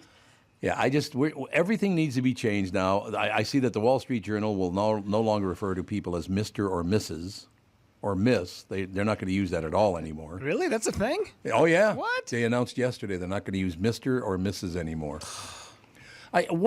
Who cares is what I don't understand. You call me Mr., that's kind of nice. Yeah, it's supposed to be a nice little salutation. Hey, Mr., how you doing? Mrs. I've been called Mr. in uniform a fair amount of times. I could understand that. You're tall enough. No way, really? Yeah, because you all look the same. We once had it was all men except me. I was with an infantry unit. We were heading out to some base here in the U.S. and we stopped at a restaurant. And I walked into a bathroom and a lady screamed, "Oh my God, what are you doing?" And I said, "I'm a woman." Because you're wearing your cap, you got your hair back. It's fine. I love that. That works for me. Now, did you have really short hair at that time? No, you have to wear it in a little bun. It's almost you do? Okay. Like more masculine if you have long hair because you have to hide it in a little nub on your neck. Oh, okay. It's fine. What are you gonna do? I don't care. You can't ever call it a nub again. That sounds too sexual. My wiener hair? Yeah, your wiener hair. Anyway, everybody should just calm down, don't you think? Just back off, calm down. You can call it a hot dog, a Frankfurter, a wiener, whatever you want to call it, I'm good. A sausage. Just call it a sausage. Is a hot dog a sausage? I don't think so. No, it's not. It's not. It's not. Different, yeah. Yeah, okay. Because that just kind of stuck in my head that I guess it's not a sausage. What about a hot dog, people who call it a sandwich? No, get out. Yeah, I'm going to have a hot dog sandwich. You're right. Get out. Out. That's weird. Anybody who chooses to do that's got issues. Man, I deer hunt with a guy who takes white bread, white Wonder Bread, with a piece of bologna, and then puts ketchup on it. Oh, I don't like that. And then folds it up. But the order is bread, ketchup, then bologna, then folds it and puts it into the Ziploc. Do you know how soggy that white bread must be with ketchup afterwards? Yeah. How disgusting. Do you have no personal, do you have no self-worth that you would eat a bologna ketchup white bread sandwich? Yeah. I'm going to run this by you guys because I don't have the knowledge to go forward from here. But I've always been a big mustard fan. The best. But I didn't used to like ketchup at all. But now I'm being told, because the reason I didn't like ketchup is it's so damn sweet. Yeah. But now I understand there are a lot of ketchups that aren't that sweet. Is that correct? If you do something that's got in a glass jar, you got to go with ketchup in a glass jar. Oh, you do? Okay. Yeah, because they basically, if you just get the Heinz squirty stuff, Oh, it's terrible. it's all nothing but what do you call that stuff? Like high fructose corn syrup and garbage. Yeah, it's right. too sweet. I agree. Yep. It's way too sweet. So I can get a. Matter of fact, it even says on the label it's a lot less sweet or unsweetened or something. Yeah. Okay. Well, maybe I'll try a little hot dog with. Oh, excuse me, a Frank with a little hot dog or a little mustard and ketchup, and now we're talking. Could you call it a Fran instead of a Frank? Just a Fran, yeah, we'll cut the K off of it because Vassalero will take credit for it. They named it after me. I would state, Rudy, I've got absolutely no problems with eating a hot dog on a piece of white bread if that's what's available, no, or bologna or whatever. But I do agree with you that the ketchup and the way that concoction was put together and the soggy bread can't do that. No. I feel bad for that person. Yeah. Ketchup's got to go on top of the bologna. Yeah. You can't put it on top of the bread and then put the bologna on top. It gets too soggy. How could you eat that? It's just the texture of it is just ugh. I'm trying to think if I would eat bologna with ketchup on it. I don't think I don't think I'd care to. No. I don't think I would eat bologna at this point in my life. Why not? And not because I'm like above it. I just don't think it's my jam anymore. Anything that's just pure salty, I'm not that into. Sorry. It's essentially a flat hot dog, though, isn't it? Yeah. I mean, for the most part, yeah. But then it's the shaping that gets me. Okay. Then I'm a shapist. I Flat don't Frank. Care. Flat. I will not eat a flat. I can't say it, so now I can't even order it. Worst mob name ever. Flat Yeah, Frank. Flat Frank. Yeah, Flat Frank exactly. on the job. It's Flat Frank's over there killing a guy. It's unbelievable. Move over, Flat Stanley. So we're all good with calling it Wieners, Frank's, hot dog, whatever the hell you want to call it. I don't care. But to change the name from the Wienermobile to the Frankmobile, that's lame. Wouldn't you agree? That is weird. It's just lame. Boo. It's typical. Is that a woke thing? Is that what that's all about? Because I don't understand any of that woke stuff. I don't get it. If it is, I'm not feeling the connection, but I don't know. Well, the only reason I bring that up, and I'm not trying to be a pain in the ass here, but it's true. And it's just my life. I understand other people have other experiences. This is my life. Pretty much every woke person I've met in my life is a raging booze hound. Why? How could you be woke and a drunk at the same time? Really? Oh, absolutely. Let me just tell you, I'm very woke, and no, you're not actually. You're drunk. But other than that, Well, maybe people get more woke as they get more drunk. Like, they're a little maybe they're a little more willing to express their thoughts and feelings on said subjects versus when they're not drunk. Gee, I never did that. Yeah, right. I mean, I'm sure that never happened. I can think of all kinds of conversations I don't remember. Oh, I understand your point. There's no question. So what's big in the news this morning, Mr. Well, how are Egert? you guys going to spend your Walz checks? Oh, now what do I get? I don't even know what I got. You don't probably get any, Tom. Oh, I don't get anything. Okay, great. No, Well, that's always good news. Let me see. Let's go through. So they did reach a deal last night. Okay. People are going to get a check. $260 for a single tax filer, $520 for married, an extra $260 per child. Yes. With a family maximum of $1,300. Now, here's the deal. This applies to individuals making an annual income of $75,000 or less. Mm-hmm. So, or married couples making less than $150,000 a year. That's everyone. And There is, let's see. Oh, it was initially going to be $1,000 per person. Oh, yeah. And $2,000 per couple, but it's obviously been scaled way down. If you're talking, go ahead. No, very quickly. If you're talking about families that make $150,000, that would be literally about 98% of the people in Minnesota. Sure. Yeah. So making less than $150,000. Yeah. So what point are they trying to make here? Just give it to everybody. It's like 2% of the population is not going to destroy your deal. Yeah, I think that's just the stipulation that was made on it. I don't know that it. Stupid. It really is stupid. And what year is this for? So, like, would it be for 20, making that in 20? I assume they're. I 22? don't know the answer to that, but my assumption is they try to get it out this year yet. Mm-hmm. I think that's what the initial plan was. So if they proved it in the legislature, governor will sign it likely, and then my guess is they'd go out at some point this year. But I'll get the answer to that. No, but I'm saying they base it off of last taxes then, 2022? I think so, because they all have because you file the taxes with the state of Minnesota, so they've got access to all that. So I know that's how they figured out that those COVID checks when they were sending those out. So, and then they tax you on them, which really irritates me. I mean, yes, they do. Like you gave, here's $260. All right, well, I know someone's paying for this somewhere, but okay, let's just throw that aside. And then you're going to tax 30, 40% of it or whatever anyway. By that, I don't know. You know what I would do, honest guy, because I've never contributed to anybody's campaign or any of that stuff. I've never given money to a politician. But, this time around when that happens, I think I'm going to write them all a letter and go, I was going to send you a check for $1,300, but you kept it, so I'm not going to send you I'm not going to donate the money anymore. So we're even. So we're even, yeah. You didn't send me the $1,300, so I'm not going to send it to you either. Goodbye. Right? Done. There you go. That'll show them. These politicians need to be kicked right in the nuts. I am so sick of politicians puking right in the Frankfurter. Right in the Frankfurter, baby. That's all I'm saying. Anyway, moving ahead. Yesterday I was telling you guys about the ring that fell down the toilet. Yeah. It was rescued from the duty, and we now know the story, what the deal was with the lady. And it's pretty crazy because she lost it in 2010. Mm-hmm. Her daughter saw on TV that they were trying to identify who initially had the ring. So the family, the woman is married to a guy who does sewer and plumbing work.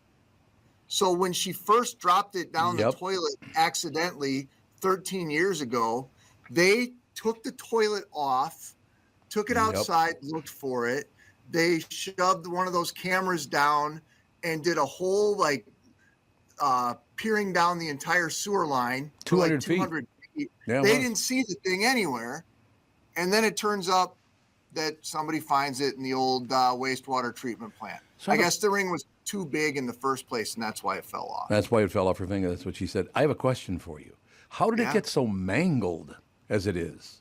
Have you seen the ring? Kinds of, we were showing that disgusting duty paper and all this. There's all kinds of metal and machinery that does separating of things. Okay. So my guess would be it kind of got stuck in some of that stuff. Because that thing's twisted up like a pretzel, for Christ's sake. And lost a couple of the diamonds and yada, yada. But, great story, though. Yeah, it's a 33rd. It was a present for their 33rd wedding anniversary. Oh, so, see. There you go. What's that say about your marriage if you can... the ring, is there any symbolism withstanding a bunch of shit? Blah, blah, blah. No, I'm be good to go. Mm-hmm. We'll just buy another one. We're good.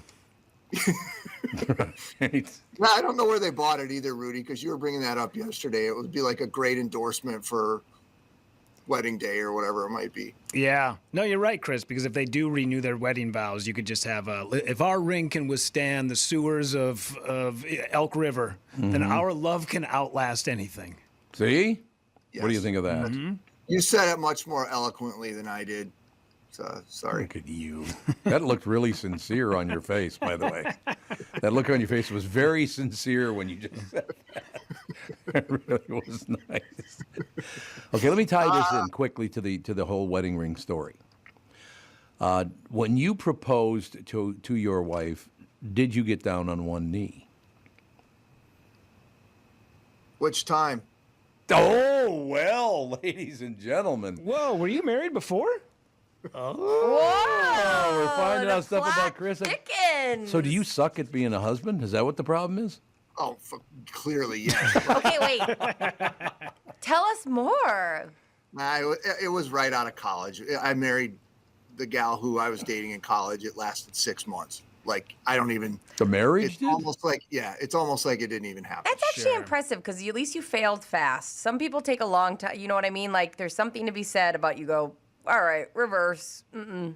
Well, back to the original, Tom, your question about did you get down on your knee? The first time when I tried to propose to her, like we were in the middle of a fight, and I ended up like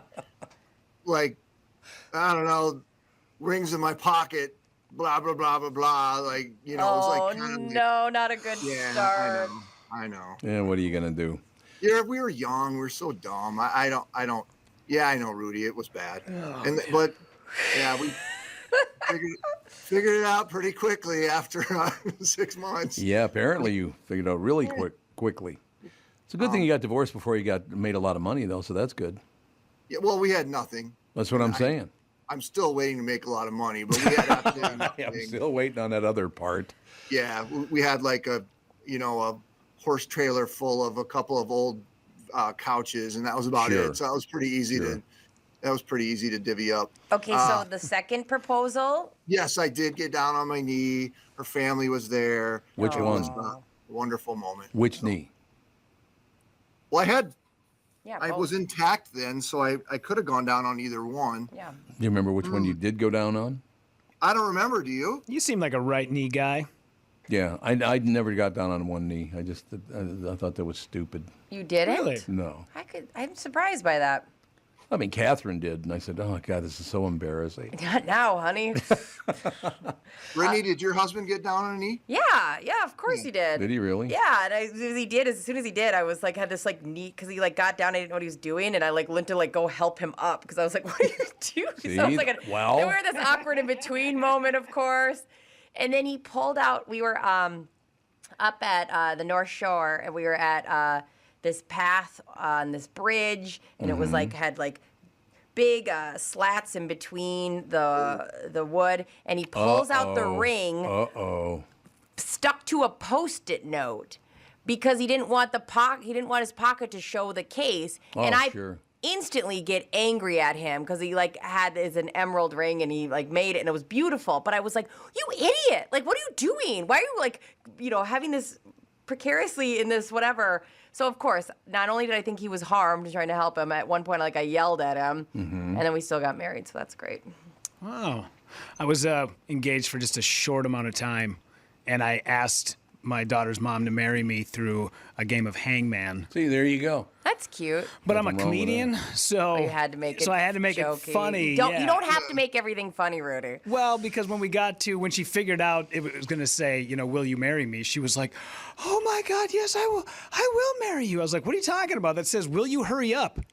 You're the worst. And she was like, what? I'm like, yeah, if you look, it says, will you hurry up? And she was like, no, it does? Oh, I thought you wanted to get married. And I'm like, well, of course I do. Obviously, I'm joking. But yeah. And it went right down the shitter, just like Chris's first marriage. So sure. We got something going on there. Yeah. How long were you married for, Rudy? We never got married. Oh, you never did? Okay. We were just engaged. But we were together for 7 years. That's long. Mm-hmm. There you have it. Well, here it is, ladies and gentlemen. The top wedding season question we're Googling is, what knee do you propose on? And if you didn't know, there's actually an answer. Traditionally, you're supposed to be on your left knee, holding the ring box in your left hand, and open it with your right hand. Oh. Do you not rest anything on your knees? I don't know. I suppose you could rest your elbow on your knee. No, it's weird. I tried it. Yeah, that's it's uncomfortable weird. looking. It's not great. No. No. You don't rest it. Comfortable. Don't rest it. You stay up. It's only for a little bit, so you just have to stay up. Doesn't work. Well, but you have to understand one thing. The reason I didn't get down on one knee is because I anticipated Catherine, who at the altar, when asked, do you accept this man as your husband, she said, I suppose. Where did you ask? St. Teresa's out in Minnetonka. Okay, and where did you ask her to marry you? I don't remember asking her. I said, here's what we're going to do. She'll remember. I'm going to ask her. You're She being will. such a little jerk right now. You're acting so cool. Oh, cool. Yes. That's what, okay. Yeah, that's very, very good. No, hey, look, like I said, what am I going to tell you? I love my wife, my kids, everything. I couldn't care less about any of that stuff. I got my family. I'm good to go. Right? Yeah, but I feel like I'm going to get this story from her. I don't know what like, I know that you were probably very nervous to ask her to marry you. What if she said no? I don't know. I will tell you honestly, and I'm very serious about this, when I was standing at the altar at St. Teresa's, I thought to myself, what if she doesn't show up? This is going to be really bad. She just not show up for the wedding. Isn't that funny? It's happened, you know. I know that like my husband deals with like he's not bad around a crowd. He's just not as like excited to jump into crowds. I remember my wedding was tiny. It was mostly just at a place. Tiny. It was nice. I just volunteer. It's a place I volunteer at, so it wasn't like a big production. Right. We had it was awesome. It was perfect for us. But I was back in this little room, and I thought to myself, has somebody checked on Justin? Did he show up? Like, what if he doesn't? There. See, that's exact. I'm telling you. And then I was like, and then I asked his friend who was there. I go, how's Justin doing? Is he doing okay? And he's like, yeah, he's fine. Like, yeah, he's here. He's fine. And I was like, oh, so I get that. Oh, like, he showed up. Yeah. Oh yeah. Well, can you see Rudy right now, Chris? Yeah, I can see him. 'Cause I want you to look at the facial expression he's about to make. You ready? Rudy, remember the old Cumulus wedding that was supposed to happen? Remember that? Oh, yeah. Yeah, how's that going? There was a book written about it, as a matter of fact. Yeah, the head of the president of the company left his beautiful news reporter wife at the altar and just like never showed up and was like, "Yep, I'm down." And then she wrote a whole tell-all book about it. She did. It's pretty amazing. Yeah. Did you read the book? No, because I didn't either. That guy is so slimy. I want nothing to do with him. Pig. Ugh. Yeah. Honest to God. Yeah, he left her at the altar. What an asshole. If we were going to Google this. Lou Dickey is his name. Thank you. Yeah, it's Lou Dickey, yep. Oh, you didn't know it was Lou? And his brother's a bigger prick than he is, so what does that tell you? It's tough, but it is true, yes. It's tough. These guys are awful. God, they're dicks. It's called Left at the Altar. Yeah, it's called Left at the Altar. We're not making it up, but I just, even mentioning that company and looking at Rudy makes me happy because you get this look on your face like, those sons of bitches over there. You must hate that person because there's so many ways to not get married. Yeah. What are you doing? You must hate them. I don't get it. Chris has got to go, though, unfortunately. You got the other people not showing up at the altar news to deliver, don't you? Yeah, what a dick move. Isn't that horrible? Yeah. All of that money, and by the way, Lou and what's his brother's name again? Asshole. I don't know. I can't remember his name. Lou's brother? That's what I call him. Lou's brother. Yeah, Lou's brother. They came from a very, very wealthy family. Yeah. See, that's the other thing. It's like, I am successful. Well, yeah. If my dad were a multi-millionaire, I'd be successful too. Mm-hmm. He's one of those dudes that has like the blue solid shirt, but then the white collar and the white cuffs, and you're like, that guy looks like a guy who wants to fire me.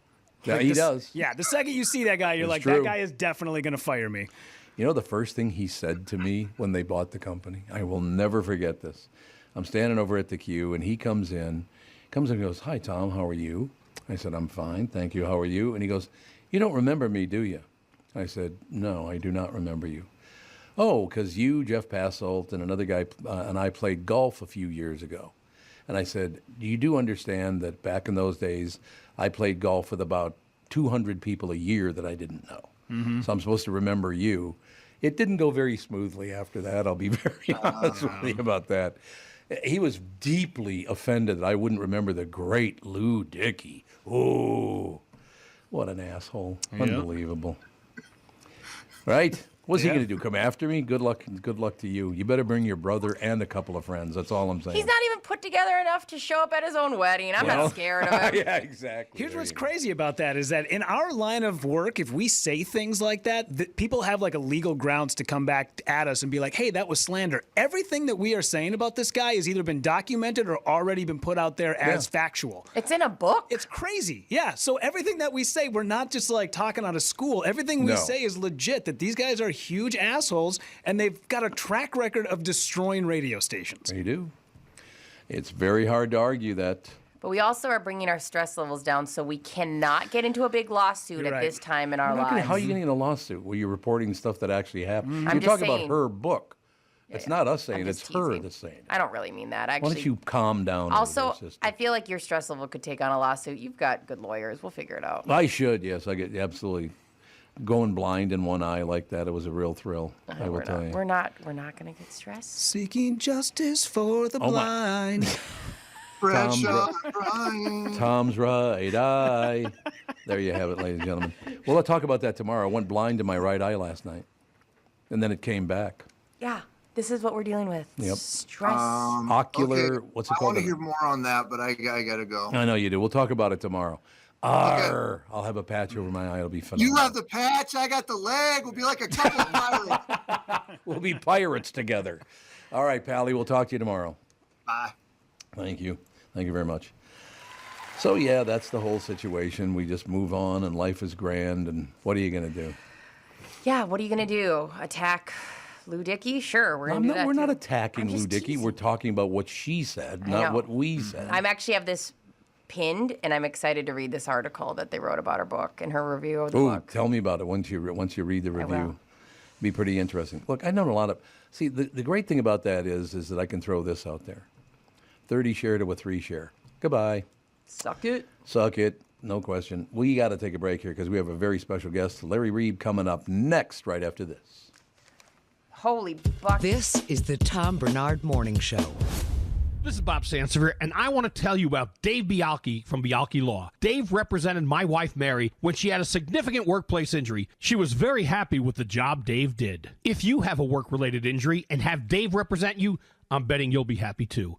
Dave is a down-to-earth guy. He grew up in northern Minnesota, rides a Harley, and worked various jobs doing concrete, electrical, plumbing, roofing, and carpentry work. Dave works for people with work-related injuries. If you work construction, or anywhere for that matter, and you're hurt or even just hurting, you should talk to Dave. Let's face it, our bodies wear out. If your body is worn out from work, if your knees or back or shoulders hurt from things you do at work, do what Mary did. Call Dave and talk to him about it at Bialke Law to set up a free initial consultation. The number to call is 763-571-2410. That's 763-571-2410. Or visit bialkelaw.com. That's BIALKE law.com. Hi, this is Tom Barnard. If you've been listening, you know I'm a fan of Nissan vehicles. I own an Altima. My son and daughter-in-law both own Nissans, and we bought them all at Walz Nissan stores here in the Metro. They hang their hats in Burnsville, Wayzata, and Coon Rapids. So why is Walzer different than other Nissan stores? And why should you absolutely go there this month? Tell them I personally sent you to lease or buy your next vehicle. First, there's Walzer Care, a complimentary powertrain warranty that will keep you covered for miles to come for free at Walzer Nissan. This month, you can score 0% financing for up to 60 months on select Nissans, or you can lease the 2023 Nissan Pathfinder S for only $269 a month. You'll need to tell them you want the Tommy B deal, of course. That's understood. So, not just Nissan, but Walzer Nissan, Burnsville, Wayzata, and Coon Rapids. Don't forget to let them know the Tom Barnard family sent you and ask for the Tommy B deal. Go to walzer.com and select the Walzer Nissan store nearest you. $269 per month for 24 months. 10,000 miles per year. $5,900 due at signing. VIN PC 261725. Hey folks, Judd Zulgad here, and you know the unofficial start of summer is just 2 weeks away. You could lose up to 10 pounds by Memorial Day with Livia's doctor-recommended program. Look and feel your best with the weight loss program voted #1 in Minnesota.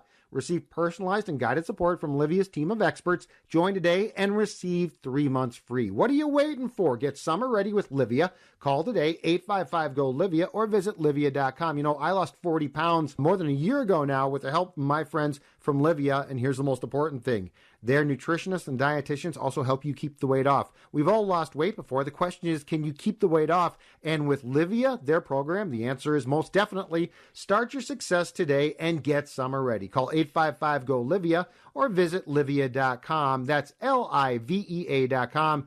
Join now and receive 3 months free. That's right. Call now, 855-GO-LIVIA, or visit livia.com and receive 3 months free.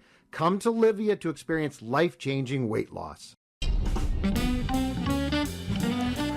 I think old men should take Viagra before they drive. Then they could pop a boner and shut off that left blinker. Another tip from your Uncle Larry. I know I'm getting old. The other day I asked my nephew to pull my finger and I shit my pants. I gotta wear a diaper to pull a prank. Had a physical. You ever had that, a complete physical? Bends me over, puts a finger up there and goes, "It feels a little tight." That's because you got your finger up my ass. Could have got me drunk first, put on some Kenny G music. Get me in the mood, you prick. Then he goes, "You should cut down on red meat." I said, "You should cut your fingernails." Wow. Took from your Uncle Larry. You need a manicure. Ladies and gentlemen, shows at Laugh Camp Friday and Saturday, tomorrow and Saturday, 490 Robert Street in South St. Paul, 8 o'clock both nights. Our very special guest, Larry Reeb. How you doing, Larry?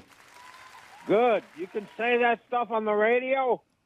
Yes, you can. Well, we're not on the radio. We're on a podcast because that's the future. Oh, it's a podcast. Oh, better. It's the future. There's a yeah. It's whatever where everybody's headed. I heard about that. Yeah. Indeed. So, Larry, I'm looking at your picture right now, and the picture you sent along with your descriptor, you've got a look on your face that I've seen on every principal I ever went to school under. You got that look like, "Tom, we got some major problems." That's what it looks like, Larry. Yeah. I don't know what picture they got. They give it an old one. No, it's a good picture. Yeah, you're wearing a tie. You got this smirk on your face. Yeah. I like the picture. It's a good picture. Okay, good. Indeed. So are you from Chicago originally? No, I grew up in Dwight, Illinois, a little farm town. There's a women's prison and a mental institution there, and my parents met. Here I am. Ta-da. Well, that's nice. That's really Yeah, very but I've pleasant. lived in Chicago since I've been doing comedy, 46 years. God, I love Chicago. Are things cooling down with the gunplay in Chicago? Because I love Chicago, man. I know. People are everywhere I go now. Are you scared of getting shot in Chicago? Not since I took the gun away from my girlfriend. But see, there you go. That's a very, very smart move, I will tell you. Great. You know, Larry, But yeah, it's well, you know how it is. Every big city, there's trouble in certain areas. Larry, you know what's funny about that is I was just talking to a friend of mine, Scott, last night, who lives in Detroit. And I said, Scott, when you moved to Detroit, did you think you'd be in the safest city in America? Because the only place there's not violence is Detroit. How weird is that? Is that right? Not a lot. Nowhere near the level of Minneapolis, St. Paul, Chicago, obviously Portland. St. Louis is the worst. Yeah, St. Louis is terrible. Yes, exactly. Yeah, that's like the worst. What are you going to do? So what we need to do is laugh more, Larry, so it's your fault. That's it. Yeah, it is my fault. There you go. Oh, my God. So so you come into town tomorrow? Is that when you come in? Yeah, be there Friday and Saturday. Have you ever played Laugh Camp before? Once before, a couple Okay, years ago. So they're good people. They are very nice people, so that's a good thing. Yeah, should be good, yeah. I like it up there. I like the Twin Cities. It's a nice area. So. Yeah, it is a nice area. I just wouldn't walk around downtown a lot if I were you, but St. Paul, too, don't walk around. St. Paul's not as bad. They got a little violence, but it's not as bad as Minneapolis. Unfortunately, it's just a weird deal. There's no doubt about that. Larry, I always like to ask this question because people become comedians, particularly stand-up comedians, not just comedic actors or whatever, but they become comedians for a very specific reason. Do you remember why you wanted to do comedy the very first time? Yes, because I grew up, my dad loved comedians, so I grew up watching Ed Sullivan and Jackie Gleason. We watched all that in Carson and stuff. And when I was like 15, I had a speech class, and he let us do whatever we wanted, and I did a humorous speech, and I got laughs, and I got an A-, and that's the only A I ever got in my life. Made you feel really good, Larry. Yeah, so then it took me till I was 19 to get up the balls to do it, and and I drove up to Chicago about 90 miles to a suburb in Lyons, the Comedy Womb. They had a showcase, the Womb, where comedians are born. And that's where WOMB, the Womb. The Womb. Yeah. So I went there and started doing it. You know what's really funny about that? Usually for men become comedians because either they really loved their father or really hated their father. There's no in between. It's, right. It's odd. It's very weird. Yeah. Well, a lot of comedians or parents are against them doing it too. But my dad had passed by the time I did it, but my mother was all for it. She's like, give it try it, give it a shot. So yeah, it's a little tough to get out there on the road by yourself. You're not coming back home with a whole pocket full of money usually. No, and the weird thing the first night I went there, I drove like 90 miles, and they had a open mic. They had the regular guys. It was just a showcase club, and then they had open mic, and the guy goes, "Yeah, I'll get you on. Just sit and watch the show." And I'm sitting there a couple hours. Finally, it's like 1 a.m. They're closing the show, and I'm like, "Hey, you didn't bring me up." He goes, "Oh, I forgot about you." Well, it was upstairs, and there was only maybe 10, 15 people. They were all leaving, going down the steps in the little parking lot, and he went to the door and called them all back. He's like, "Oh, I forgot to bring this guy up. He drove like 90 miles. Could you come back and sit down?" Whoa. And they did. They came back up. Man. And then the other comics said, and then they let me go up and do 5 minutes. And it went all right. I got some laughs, Mm-hmm. And then after that, he was real nice. He says, "I'm sorry." He goes, "Come back next week. I'll get you up early." And I just kept coming back, and then he took care of me. So, Larry, do you know how But special yeah, that was really, it's scary enough. Rudy does comedy. Your first time, scary enough. And then all these people have to come back and sit down. It was really scary. But that is very cool that the club did that. Hey, you know what? I made a mistake. Could you come back? That's really cool that he did that. Yeah, he was a comic, Ted Holm. He opened the show. And and then he was really good to me after that. I'd come back and he put me up early. So it was nice. That's how life should be. How is it now? Because obviously during the pandemic, doing comedy was a real bitch. So are things I'm hoping they're getting a lot better every day, right? Oh, it's good. Yeah, it's back to normal now. It's pretty much back to normal. It was, that pandemic was, like I do Vegas every year, Brad Garrett's at the MGM. Right. Yep. And during COVID, they had this rule: you could only let 50 people in, and they had to have masks on at all time, except when they were drinking. Mm-hmm. And the closest table was 25 foot from the stage. Oh yeah, So that makes sense. Yep. It was terrible. You walk out, and it was a big room.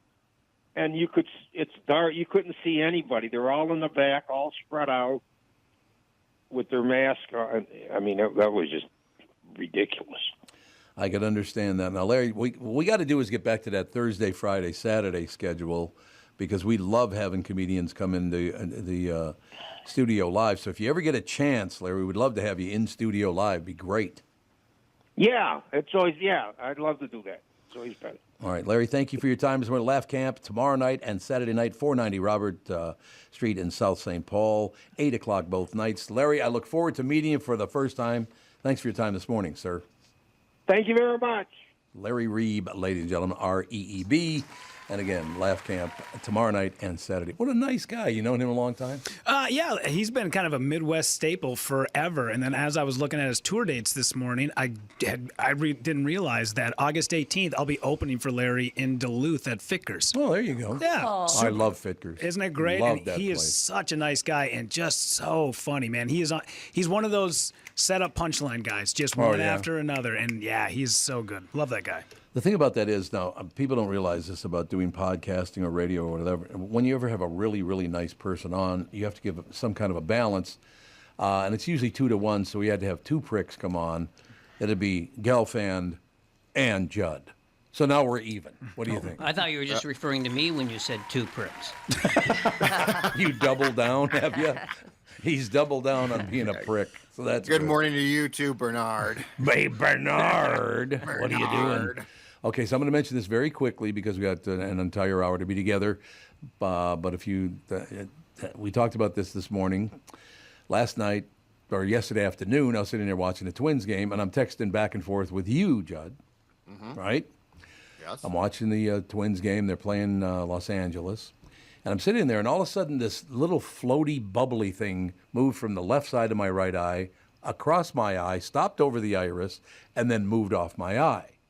And then about 5 minutes later, a black line appeared on the left side of my right eye, covered my... I went blind in my right eye last night for about 10 minutes. So Catherine takes me to the hospital. I'm fine. It was no big deal. It was an ocular migraine. I've never had a migraine in my life. Oh, boy. And it didn't hurt, though, Mike. It's weird. There was no pain. Because you had the aura, but you didn't have the actual pain. That's exactly what I had. I've had migraines all my life. Oh, you have, yeah. Yeah, and that's what I have now. I very rarely have a headache, but I get the aura, every month or so. So do you lose sight in one of your eyes or anything like that? Well, you can't really focus. There's this, usually the way it is for me and a lot of people is there's sort of like a sparkling light in the corner of your vision. See, I don't even have that. It went black. But I guess there are a lot of kind of things that can happen. Yeah, I haven't heard of that, but yeah, it sounds like it. Yeah. So I had an MRI, I had a CAT scan, and I had a what's the other one they give you? EKG. The EKG, yeah. I had all 3 of them last night. They came across and said, because they could have told me I had a brain tumor. They could have told me that I had cancer. They could have told me a number of things. It wasn't any of that. It was stress that caused this. No, stress? I know, it's hard to believe. Me being stressed out. What? Whoever heard of that? So that's interesting. So like 50 years of stress, and this is what you get for it. Yeah. Now my vision's back in my right eye. Thank God I can see out of my right eye and all the rest of it. But that was, what's weird about it is that I didn't ever get stressed out about it. I was like, whatever, okay. So Catherine goes, well, we got to go to the emergency room. Went to 212 Medical Center out there in Chaska by Britt's house. It's so nice there. That place is great. Every person I talked to, and I talked to tons of people that worked there, they could not have been nicer, wonderful people, and every one of them listened to this show. Oh, wow. How cool is that? That's great. That's awesome. Yeah. Everyone. That sounds awful. Like, because the first thing that comes to my mind off your story, Tom, is Puckett. Yes. Yeah, absolutely. Just arbitrarily it goes, and when it's gone, you can't think, well, it'll come back and it'll be fine. Yeah, exactly. Yeah, he of course had glaucoma. Yeah, he did. Yeah. And I don't know if he'd been diagnosed or what. I don't know that. I do not know. But I assume I'm sure they also tested you for glaucoma. Yeah, they tested me for everything. Yeah. And it just basically is an ocular migraine caused by stress. That's what it is. Yeah. And I said, well, look who I work with. No wonder I'm blind. Hey, actually, it's the Thursday show in particular with Gelfand and Zulgad at the same time. I can't see straight. I'm so pissed off. I can't see anything. No, you're not the first one who's had this problem. They had my contact info because my husband is clumsy, and we've been there quite a few times. And Clumsy? They just called me and said, you need to calm down on Tom, okay? Oh, did they? Yeah. Did they call you? No. They should have. They should have. Should have yelled at you. Your insurance company is going to call me. There's no insurance company. Oh, wait, well, never mind. Then we're free and clear. You're good to go. You just sold out your husband. Yeah, she did. She did. Oh my God, that's the nicest thing I could possibly say is that he's clumsy. Like, oh my God. I mean, I am telling you, he would be the first one to admit that, like, he has tested our insurance limits with his, like, right. Clumsy is the nicest way I can put it. Have you had any huge fights with him yet? Have there been any, like, 3-day blackout sort of thing? No, usually our method is if we do get in a fight that's bad, I used to try to solve it right away, and I found out that his family's way is to not talk about it, so I've leaned into that. Sure. And so we'll do the whole, we're pretty much just raising this child together for like 4 days, Yeah. and then he'll break. My feeling was always that I really loved the fights, but I didn't like the sex afterwards. Yeah, it's not cool. You're absolutely right. You poor man. Why do you have to be bothered with giving up sex for someone to treat you like that? I know. You know what I'm saying. So dramatic. Okay, I'm going to say this one more time, and then I'm going to shut up about it because you guys can't repeat this. Okay, you ready? Now, Judd, have you met my wife yet? I don't think I have. I don't think you have either. Well, although she was at the gathering at the Park Tavern that. Oh, just briefly, yeah, but I don't think. Yeah. I don't think we've actually talked much. Okay.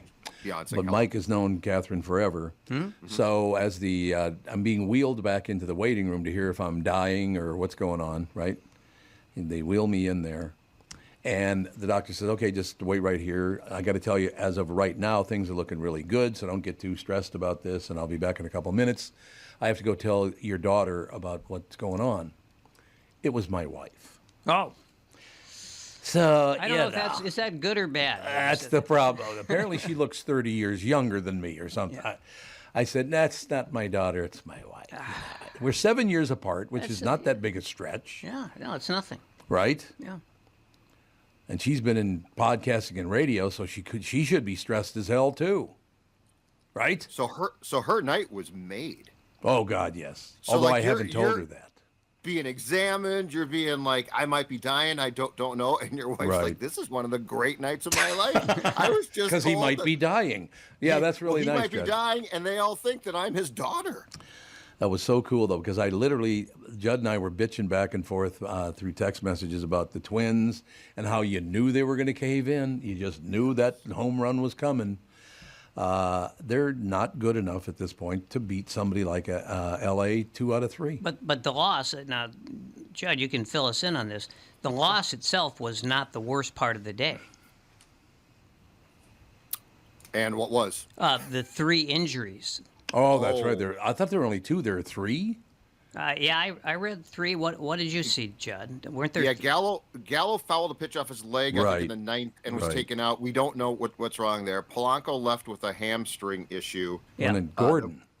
Gordon fractured his shin. That's now, right. Gordon, I don't want people to get hurt here, so I'd like to make that clear first. But since I am sort of the sports prick at times, I will say sports this. Prick, there you go.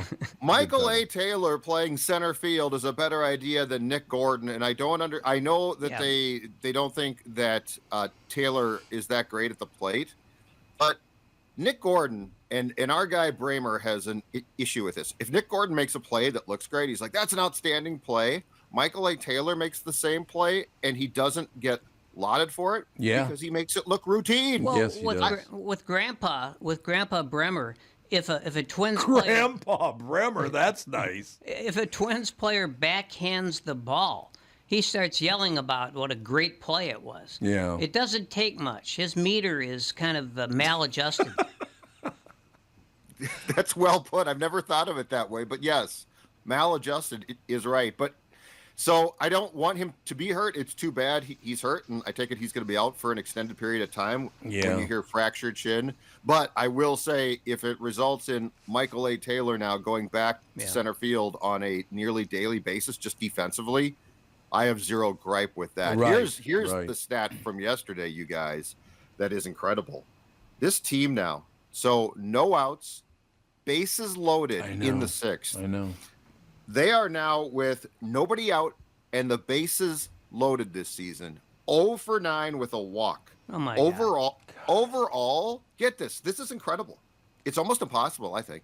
They are 5 for 40 with the bases loaded. God. And with the bases loaded, your batting average should be higher than normal, not less. Right.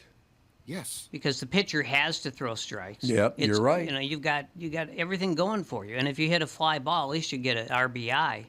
But one thing I say about Gordon, though, he never was an outfielder. No. So you got to cut him some slack there. You know, plus he's a lefty. I defend all lefties. But the fact is, you know, you're right. He's not a center fielder. But the Twins have a real problem now because if I wish I had some of that dramatic music. You know, da da da. Jose Miranda may be coming back up. Well, he has to. They got nobody left. Well, he's nobody in the field. Well, there is that. Yeah, You don't like you that just play leave at third base empty? Yeah, just leave third base empty. They don't have to have a guy there. Well, the thing is, he can't really catch the ball at third base, but if he does, he can't throw it. So he's kind of a double threat in that sense. What do we have now, like 5 injured players? I think there are like 5 of them, 3 a couple pitchers, and a couple of pitchers, yeah. You're right. Mally's gone. And who else is Maeda's out right now. Yeah. Paddock, of course, is out since last year because of Tommy John. So, Tom's right. 5 or 6 guys. Which total, is not unusual, of course, these days. But it's a bitch when every time they just about get it rolling, they get a lot of guys hurt. And of course, the thing about it is they're really struggling without Kepler. Oh my God, he hates Kepler. There's no doubt about Well, it. the guy gets worse every year. He's not a good hitter. How is he still in the major leagues? I don't understand. And now he's become brittle. This is the second time this year he's been on the injured list, and apparently he hurts himself running to first base. Why is he still on this roster? Who gets injured running to first base? He's a professional athlete. You could stretch a hamstring or something occasionally or step on the bag wrong, but I don't understand why he wasn't traded in the winter. Because nobody wanted him. Well, I mean, you still could have traded him to, like, Pittsburgh at the time. They'll take a guy. Well, the best thing they could have done would have been to trade him to St. Paul.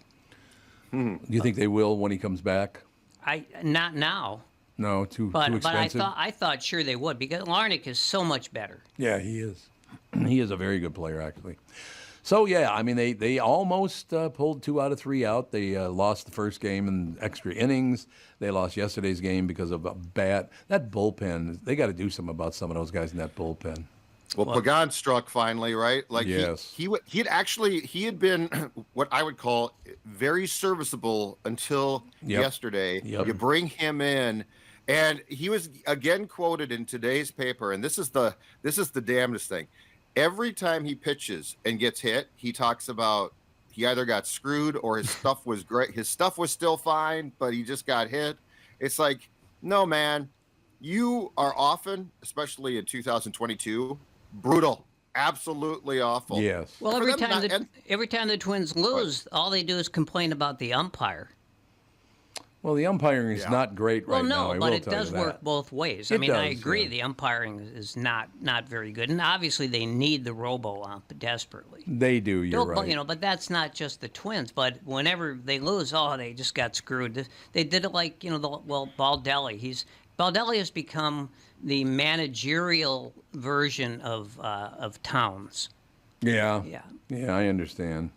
I don't know. I hate to defend the umpires because they hate authority, and they are pretty bad. But in this case, could I ask you guys a question? Yeah. If there was a God, do you think he would have made my right eye go blind before that grand slam? You see what I'm saying? It never happens just at the right time. No, it never does. You never go blind at the right time, do you? Dang it. That's life. I can't see a thing, and I'm glad about it. Exactly. I didn't have to. I don't want to see that anyway.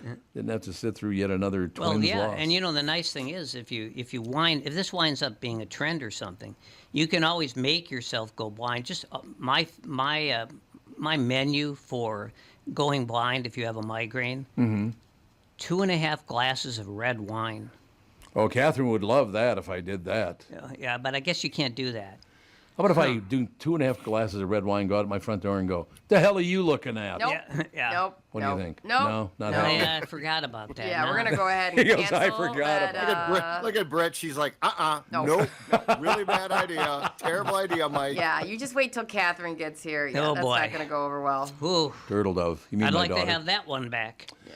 Yes, I understand. We have to take a break here because you guys are just covering everything so rapidly, so beautifully full, that we have to take a break. What do you think?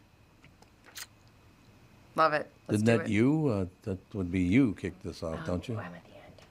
Oh, that's you're at the end. But I just keep also forgetting you guys are at remind the me. end Remind now. me again, I'm at the end. Don't worry. Why are you at the end of the though. stop sign? Reminder again. Don't forget to remind me again. I don't get that. Why? Everybody else is at the beginning, you're at the end. Why is that? I think it's a buffer that both me and Judd appreciate. I think it's because he's a white man. They're treating him differently. exactly what it is. I have no response to that. I have the emails to prove it. Yeah, there you go. We'll be right back. This is the Tom Barnard Morning Show. Hello, I'm Brad Huckle, president at North American Banking Company. And I'm Mike Bilski, CEO at North American Banking Company. As a community bank based right here in the Twin Cities, we believe in taking the time to get to know our customers and their businesses.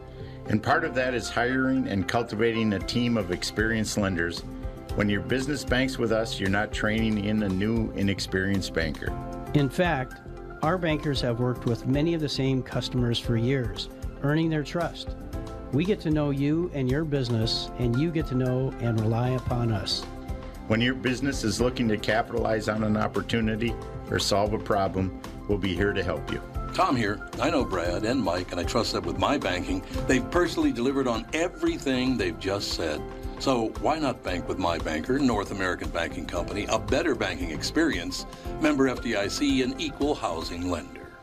There's plenty of thoughts that come into your head when you think the name Killebrew. Of course, there's the Minnesota baseball legend, Harmon, who was responsible for many a favorite memory at the old Met Stadium in Bloomington, and many a baseball that ended up in the stands and in the gloves of adoring fans from his home runs. There's Killebrew Drive, the legendary road that connects Highway 77 to the Mall of America, and a day of shopping you'll never forget. My current thoughts for the name Killebrew is fun floats in our kitchen with my kids and grandkids, a cool, refreshing break in between innings at Target or CHS Field. Or maybe a perfect sunset paired with a sweet, frothy beverage after fishing or on your favorite walleye lake. Killebrew root beer and cream soda. Grab a six-pack at a grocery or convenience store near you. I'm Tom Barnard. This spring and summer, enjoy the one Killebrew root beer and cream soda. Gluten and caffeine-free with a generous portion of delicious thrown in. Killebrew, where memories are created and legends are made. All right, Judd, the weather is getting better. It means we're going to have to start showing off some skin. Tell me how we get a better fitter us. That is extremely simple. All you have to do, contact my friends from Livia Weight Control Centers, and you know what? Forget summer. How about spring? Lose up to 10 pounds by Memorial Day. That's right, 10 pounds by Memorial Day with their doctor-recommended program. Join today, and you're going to get 3 months for free. I joined more than a year ago, dropped 40 pounds, and the most important thing is they're going to help you keep that weight off. So 3 months free. You're going to go into summer feeling great, looking great. 855-GO-LIVEA, Livia.com, LIVEA.com, 3 months free. You can't lose anything, but you will lose weight. Okay, Gelfand, how many times did they drop the ball? Like 6. Oh, sorry, you asked him. See, that's 7 then. So in other words, 7. 7. Is that what you're saying? We round up 10.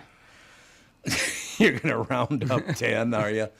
So Gelfand didn't even answer. He protected you. Did you see that? I know. That's why I knew he wouldn't tell. He would say, she Not did a telling. marvelous job, and I would have to sit through his lies. I saw nothing wrong at all. I knew it. God, what an ass kisser you are. It's unbelievable. It's Nothing disgusting. wrong at all. You know what? I've kind of become a borderline in absentia person. Ooh, You ever know any absentia? borderline people? You mean a person, borderline personality? personality. Oh, yes, I have, indeed. There was Boy, a they're guy. a delight, aren't they? God, what was his name? Oh, Dad, that's right. Oh, yeah. Your father. I forgot. About that. So what else is happening? Everything else good? With me, Everybody. outstanding. Aside from the fact that the Twins should have most definitely won 2 of 3. They should have most definitely. You know what? Yep. The Monday loss was a tough one, fun game. They might have gotten screwed, but yesterday when you have the bases loaded with nobody out in the 6th, and by the way, after that they took the lead. Like that's the type of game that might come back to haunt you. Except guess what? Detroit lost again. Well, see, because that's the division thing. is so bad. That's the thing. The Twins, you know, if they look back, who's gaining on them? It's the Tigers. I don't think they have to worry about the Tigers. The Tigers are 3.5 back, and who cares? I understand, except my team's in first place, so I do care. Yeah, well, More 3.5. me now. Yeah, it's I don't know, Judd. I just don't see anybody catching this team, no matter how many injuries they have. You look at how bad. In fact, a pretty telling stat, I think, for teams as an overall stat is run differential, right? So like plus, minus of run differential. Yeah. You look at the rest. I think the Twins are plus something, but you look at the 42, rest, I think. Yeah, the rest of the division is minus, and it's substantial. Good God. So you might be right.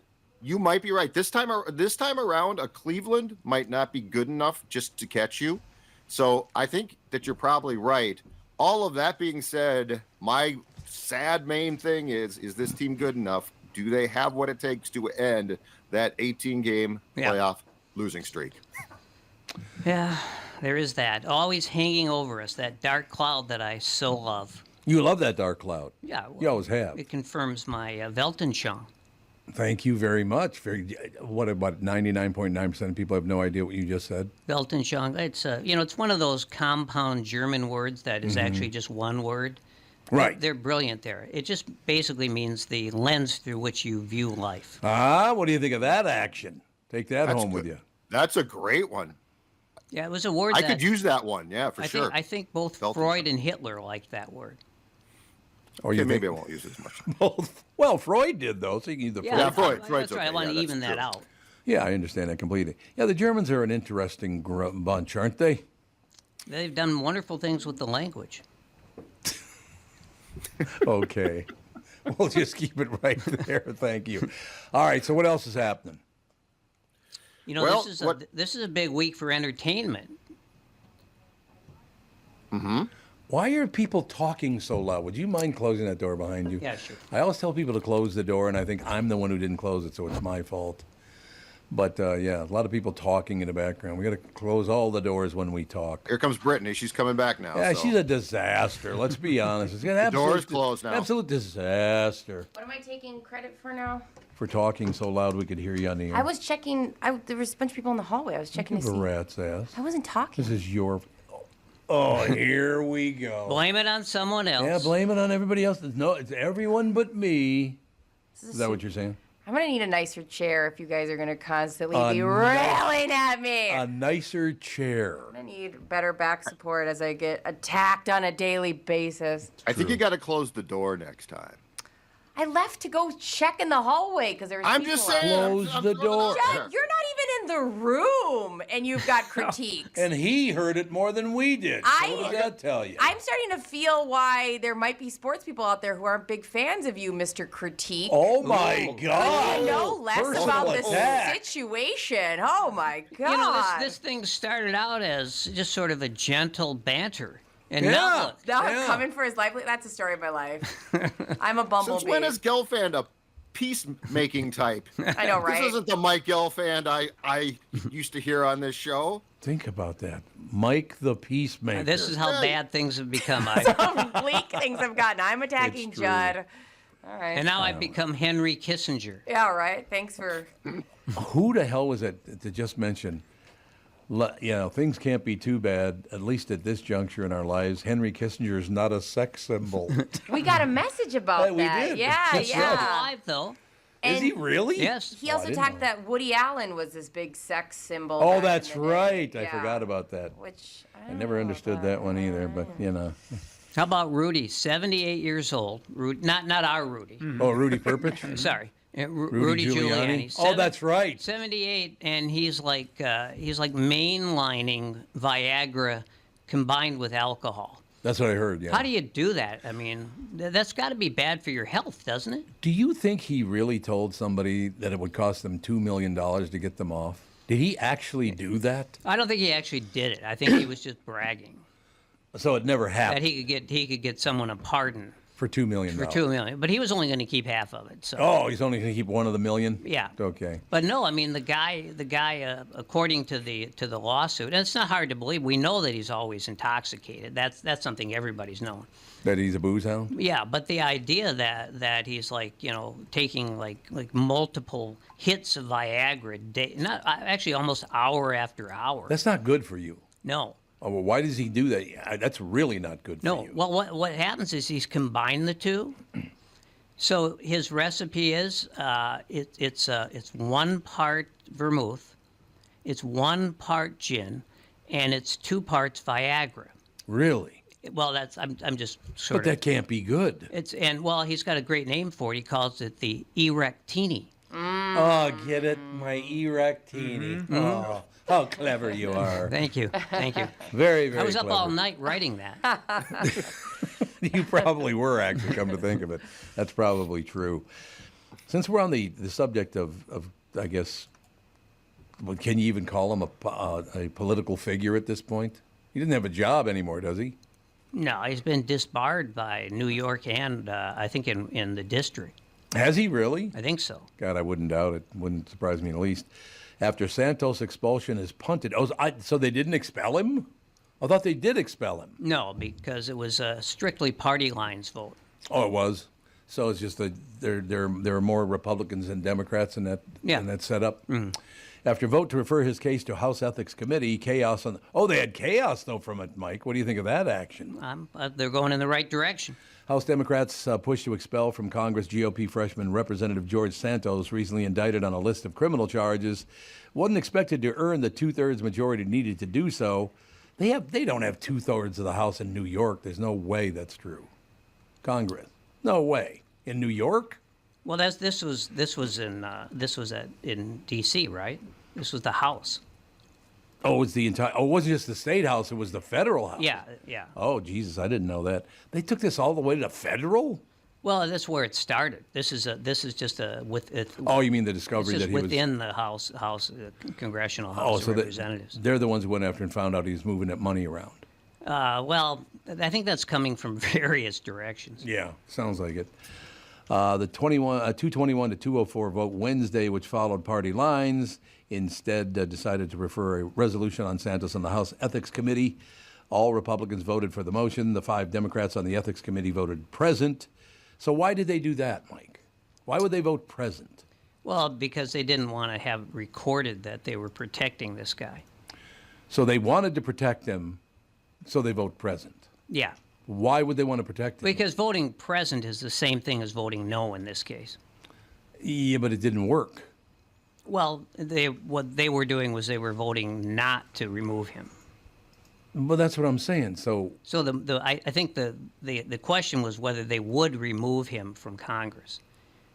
But needing a 2/3 vote, saying no, we vote no, is the same thing as saying we want him to stay.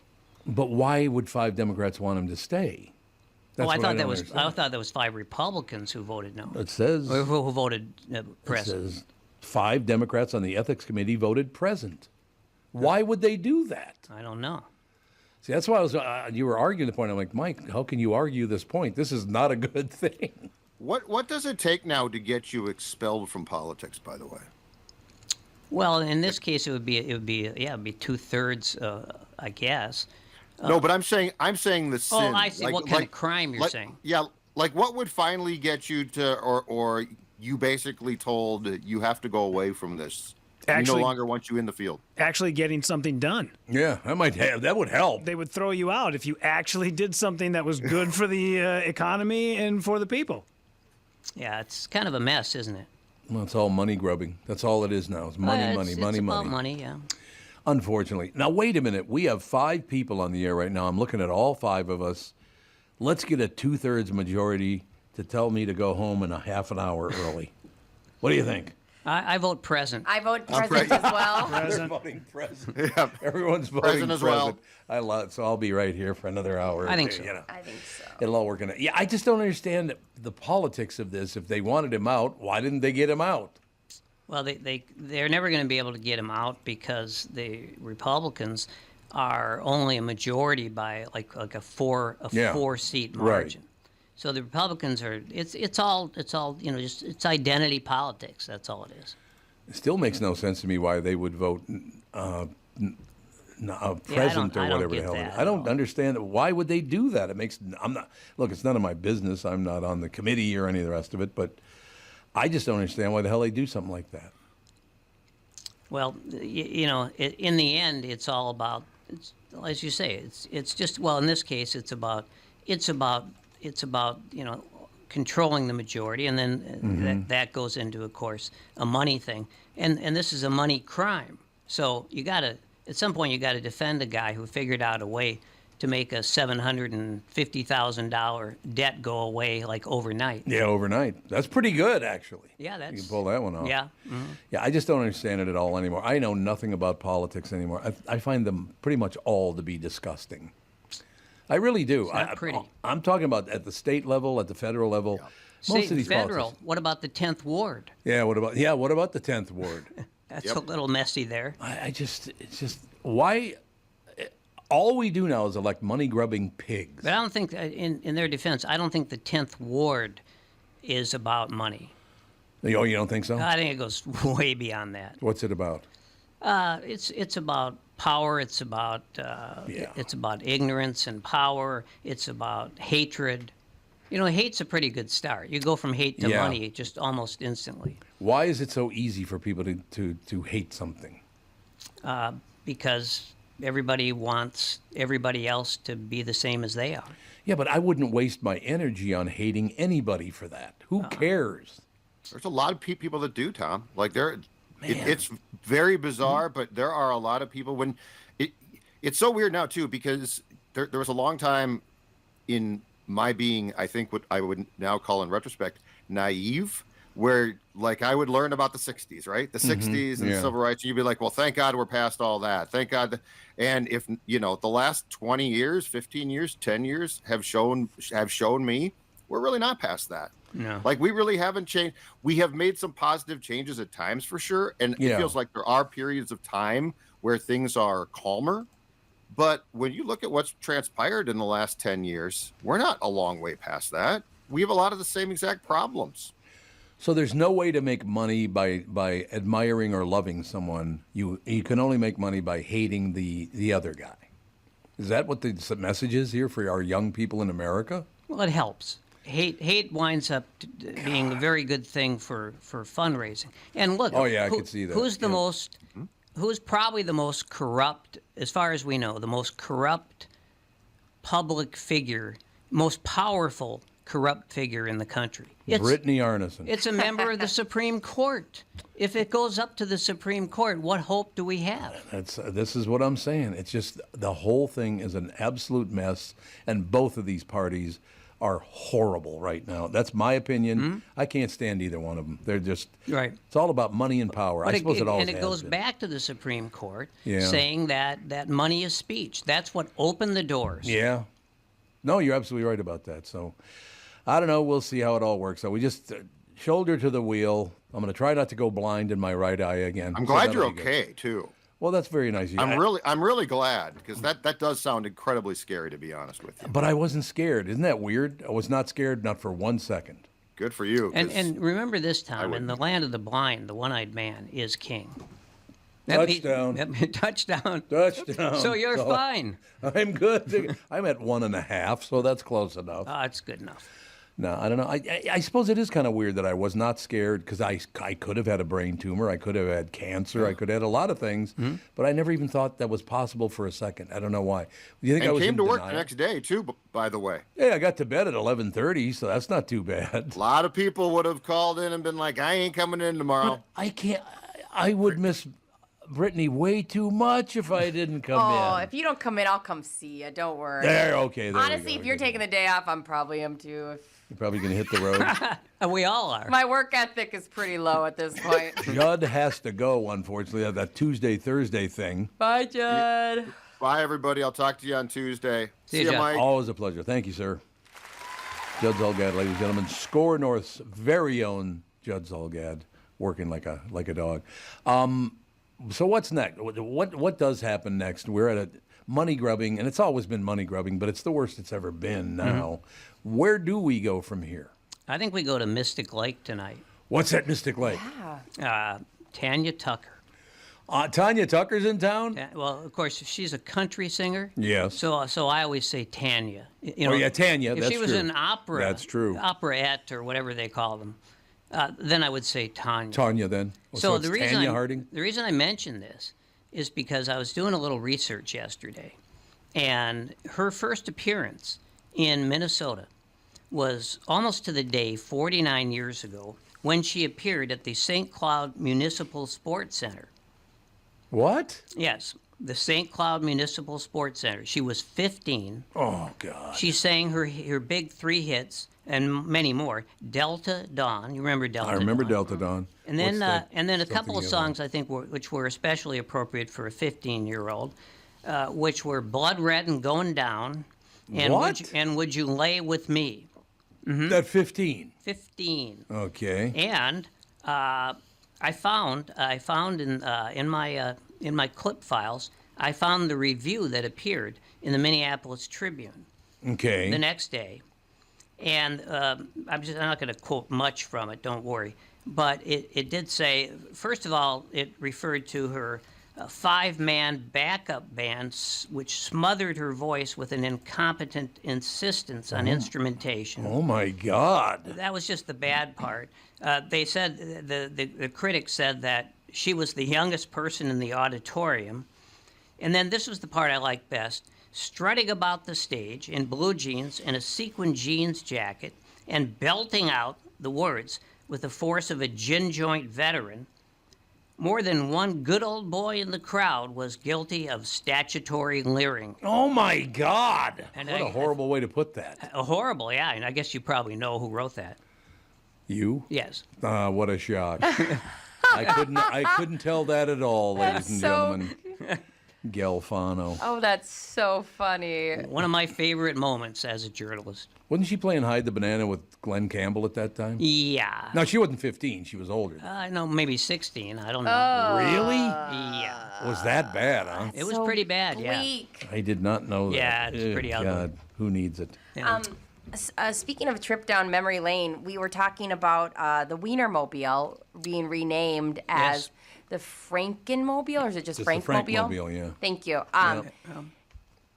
Somebody had one of our listeners emailed and they were saying, "Will you please ask Gelfand to talk about his experience with the Wienermobile?" Well, yes, I remember it was the Wienermobile was actually rolling through fashionable Linden Hills. Mm-hmm. Oh yes. I don't think that would be allowed today. No. Probably not. But it was less fashionable then. Mm-hmm. And yeah, so I got a ride in the Wienermobile, and are there 2 seats? There must have been. I did, because I've never been in a Wienermobile. There must have been. I don't remember much about it. And but I think they've revamped them now because Chris talks about it being like a coach bus. Like they have a bunch Oh, of seats yeah. in there now. Really? Yeah, Okay. yeah. So I think there's a lot of revamping since then. yeah. And so it was a thrill, and but the thing I remember most is when I was done with it, there was a crowd gathered because there were like 500,000 people listening to the show. Oh God, yes. And I was just smothered by people, all of whom wanted to know what Tom Barnard is really like. That's a thrill. That's a thrill for you. I know that. And I said, he's grouchy. He's kind of what you hear is what you get. Well, it all depends on whose lens you're looking through. Let me put it that way. Yeah. You know what I mean? I find it that actually came up talking to a doctor last night about why I'm stressed out and all the rest of it. And there is a part of being a public figure that is a massive pain in the ass. Part of it is great. Yeah. But there's also a part of it that's horrible. And why people have to make it horrible for you, I do not understand that part. Look, if I disagree with you, then I just wouldn't listen to you anymore. I wouldn't go around and tell, Gelfand's a horrible human being, oh my God. What is that? And the worst part of it is that if someone is famous, it could be just as easily be a fan who does them in. You know what I'm saying? Oh, no doubt about it. It happens all the time. It does happen all the time. It's like the Day of the Locust. I love that movie. That was a good book too. Did you ever read the book? Did I ever read the book? I'm like the original member of the Nathaniel West fan club. I thought you were going to say, did I read the book? I helped Nathaniel write I thought it. he was going to say that too, and I was like, oh my God, first the Tanya Tucker. Well, the book was written nearly 100 years ago. It was. Yeah. God, I'm was not that quite yeah, that you're old. right. Not that old. Yeah, You're right. but it 100. is one of my favorite, if not my favorite novel of all time. I'm telling you, we need. I still to this day, Mike, cannot read a book on a laptop or my phone or whatever. I have to hold the book in my hand. I love holding a book in my hands. Well, the thing is, when that migraine strikes, or when you actually do go blind in one eye. Sure. It's all Kindle from then on. That's it. And I know from experience. Well, I suppose, yeah. It's the only way I can read. I suppose that's true. But I am not the only way. I can read the racing form easily enough. Do you read through your left eye? Yeah. You know how I know that? Because your right eye sags a little bit. Oh, yeah, it does, yeah. Yep. Yeah, the right eye isn't worth that much, but That's I'm where hanging I'm- on. I got a little peripheral vision going on there. Yeah. So, I cherish that. So why you and me both with the right eye? What's that? Stress. It is. Well, that's what they told me. This is all brought on by stress. But you do have That's to. true. One thing is you have to have your ocular pressure gauged. Probably every year or so. No, absolutely. From now on, they say I have to keep an eye on it. Get it? Yeah. Yes, and you should. Follow-ups are important. I have my daughter. I mean, my wife, Catherine, that can help me out with it. She was incredibly terrific. Of course, she loves stayed you. side by side for the whole time. She was wonderful. Never showed any, because she knew if she showed concern, it would make me even more nervous. I don't like seeing my family stressed out. Did she put in a call to her favorite actuary? I think she did. So what kind of numbers are we looking at? One of those deals. Well, you know what? He just moved down 2 tables. That's actuary talk. It is. I have to ask you guys a question here, and this is something you're probably not going to hear on any other show out there. But the headline in the Wall Street Journal today, is not really good news. We've been talking about this a little bit, that eventually, because of the massive debt that's out there, as a matter of fact, one of the companies in town, I won't name them because I have friends that work there, their stock is down to 9 cents. 9 cents. 9 cents. It's still trading? No, because Okay. they took it off the exchange, and apparently there's a massive problem. A lot of radio stations are going to go away. Now, Hubbard's aren't because they're not deeply in debt. Well, yeah, because it's a family operation. Yep. Instead of a hedge fund. So actually, their business is actually broadcasting and podcasting and all the other things they do. Yes, it is. But in the case of the people who own most of the radio stations, their business is not radio, for example. It's not at all. Their business is just sucking all the money out of these stations and then leaving them for bankruptcy. That's exactly what happens. There's no question about it. So I wanted to be very clear about that because I did make a prediction, about a year ago that eventually the Hubbards will be the only people in the radio business in this market. Yeah. And now I read this morning the headline, the number one headline in the Wall Street Journal. ESPN plans to stream flagship channel eyeing cable TV's demise. So you're going to lose broadcast radio and cable TV at about the same time. Yeah. That's interesting, isn't it? Well, there's a lot of people who are terrified about the prospect of AM radio going away completely because we don't really understand. We don't think about how many people depend on that. No, So, you're absolutely right. For example, right-leaning political figures. Radio's been a great thing for the Mm-hmm. for the right. Yeah. And so that's going to hit them hard. Also, religious stations. Because they're one of the main things left in AM. So that's going to go away. I won't cry about that. But still. Well, Ford said they're not putting AM radios in the car at all anymore. That's right. It's not just Ford. Oh, it's not just Ford No, now? it's a lot of different car makers. Oh, is it really? Yeah. They're saying, their excuse is they're saying that AM radio, something about the conflict of AM radio and electric car engines. What? Yeah, there was something. Tesla has not put an AM radio, I believe, in their vehicles for a long time because of that, which I thought there was going to be some sort of government step in where they went, hey, by the way, AM radio is the only thing, just in case, we have an alien attack. Right. And all the streaming and all the digital is down. AM radio can still send a signal halfway across the world. Well, that's right. That's right, because it'll travel a long ways, but obviously FM doesn't. Mm-hmm. And the other thing is that a lot of people in small towns, this is all they have. If they want to know about what's going on in their town, is AM radio. So there's a lot of people who are going to be just really upset about this. They don't understand it yet. Isn't it amazing, Mike, looking back, because you and I have been talking about this for about 5 years now, that eventually cable TV and radio would go away. Yeah.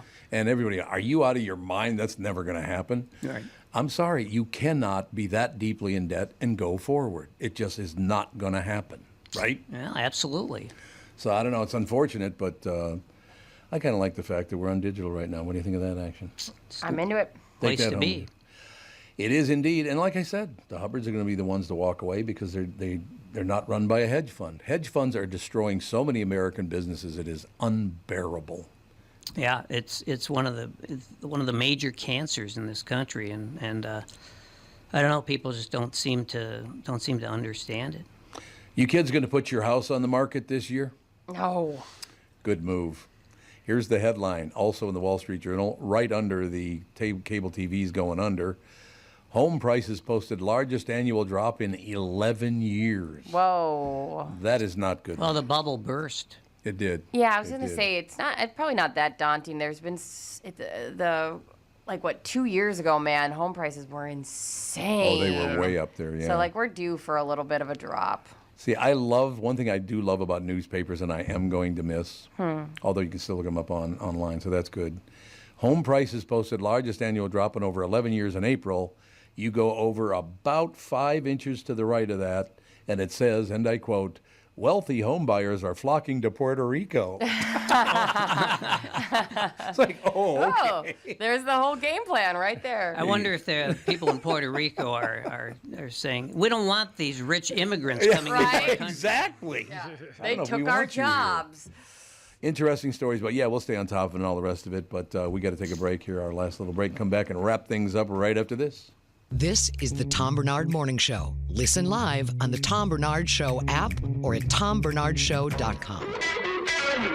You know, I've always said you can't count on 2 nice weekends in a row until mid-June in Minnesota.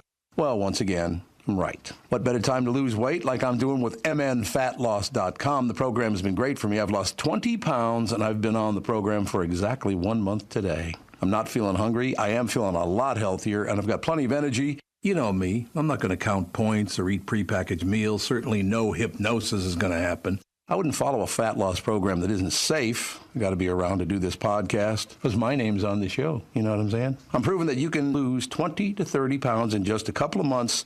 Do yourself a favor and check out the program at mnfatloss.com. Of course, results may vary, but I'm losing weight, and I do feel great. If you want to find out the secret to losing 20 to 30 pounds in just 8 weeks, like I'm doing, that's about a pound of fat every day, by the way. No exercise required. Schedule your free consultation. Go to mnfatloss.com. That's mnfatloss.com. Be sure to tell them that Tom Barnard sent you. Hi, this is Tom Barnard. If you've been listening, you know I'm a fan of Nissan vehicles. I own an Altima. My son and daughter-in-law both own Nissans, and we bought them all at Walz Nissan stores here in the metro. They hang their hats in Burnsville, Wayzata, and Coon Rapids. So why is Walzer different than other Nissan stores, and why should you absolutely go there this month? Tell them I personally sent you to lease or buy your next vehicle. First, there's Walzer Care, a complimentary powertrain warranty that will keep you covered for miles to come for free at Walzer Nissan. This month, you can score 0% financing for up to 60 months on select Nissans, or you can lease the 2023 Nissan Pathfinder S for only $269 a month. You'll need to tell them you want the Tommy B deal, of course. That's understood. So, not just Nissan, but Walzer Nissan, Burnsville, Wayzata, and Coon Rapids. Don't forget to let them know the Tom Barnard family sent you and ask for the Tommy B deal. Go to walzer.com and select the Walzer Nissan store nearest you. $269 per month for 24 months. 10,000 miles per year. $5,900 due at signing. VIN PC 261725. This is Bob Sansevier, and I want to tell you about Dave Bialke from Bialke Law. Dave represented my wife, Mary, when she had a significant workplace injury. She was very happy with the job Dave did. If you have a work-related injury and have Dave represent you, I'm betting you'll be happy too. Dave is a down-to-earth guy. He grew up in northern Minnesota, rides a Harley, and worked various jobs doing concrete, electrical, plumbing, roofing, and carpentry work. Dave works for people with work-related injuries. If you work construction, or anywhere for that matter, and you're hurt or even just hurting, you should talk to Dave. Let's face it, our bodies wear out. If your body is worn out from work, if your knees or back or shoulders hurt from things you do at work, do what Mary did. Call Dave and talk to him about it at Bialke Law to set up a free initial consultation. The number to call is 763-571-2410. That's 763-571-2410. Or visit bialkelaw.com. That's BIALKE law.com. We are back, ladies and gentlemen. Now, this headline just popped up, also from the Wall Street Journal. and I don't know what this is, so I have to ask you guys what this even is. Okay. Why employees hate hot desking. What is hot desking?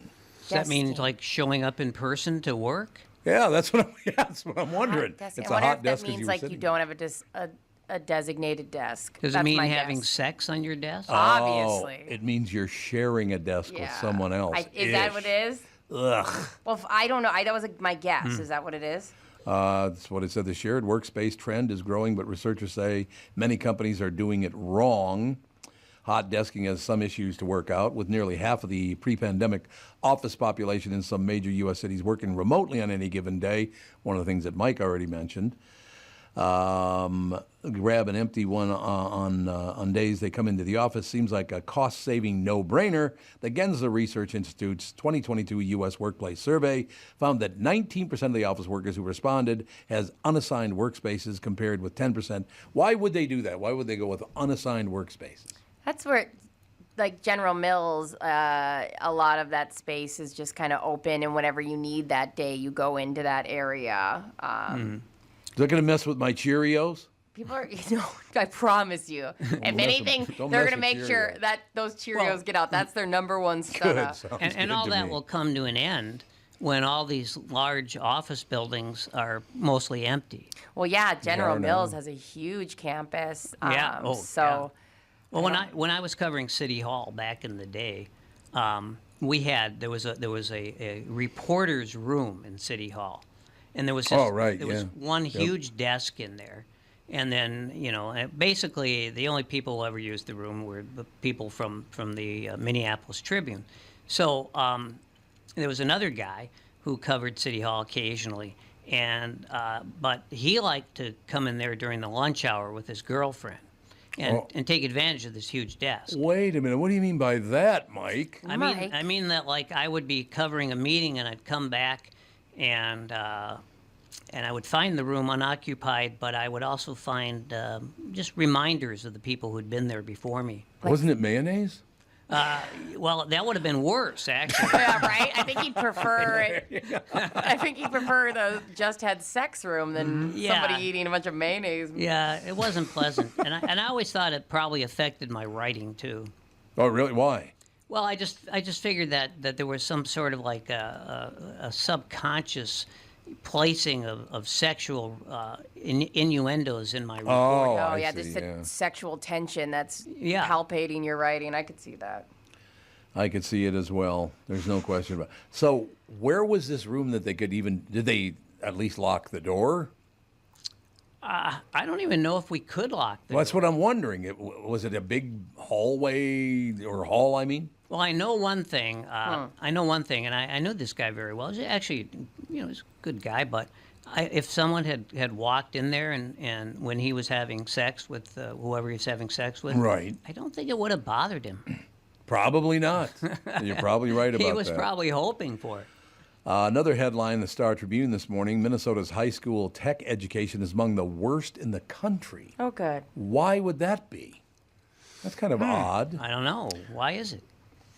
It's stunting local industries' growth, they're saying. Minnesota's high school tech education is among the worst in the country. The state ranks last in the U.S. in percentage of high schoolers offering computer science coursework, with only 21%. Why would they not want to get involved in that? I don't know much about it, but... Well, you remember there used to be, this goes back to, we remember it well, when there was a vocational high school. Yeah, yep, absolutely. So maybe they should bring something like that back. Well, that's what I was wondering. Why did they ever let that go anyway, Mike? Why did they ever close down vocational? I don't know. Budget problems, I have no idea. But one thing I do know is that if it's part of public education in the inner city, it doesn't matter. No. Or even in the city, or even in many of the suburbs, it doesn't matter. Public education. That's one other thing, a great institution that's being killed in this country. And why is it, Mike? Because it's not something that a lot of people want to exist. Why? Because they want everything to be privatized. Because there's more money in it? Well, for example, look at what's happening in Florida, where they're basically they're burning books, and that's just a metaphor. But look at what they're doing in the what DeSantis is doing there. He wants to control public education. Now, politicians should not control public education. I think we agree on that. But they always have. Well, not to this extent. Now they're passing laws saying you can't do this, you can't do that. I mean, the idea that you can't mention books that in which there are characters who are non-binary. Even when kids are 16, 17 years old, that's crazy. I mean, think of all the great literature in which characters like that are involved. Right. And plus, kids are definitely old enough at that age to understand this.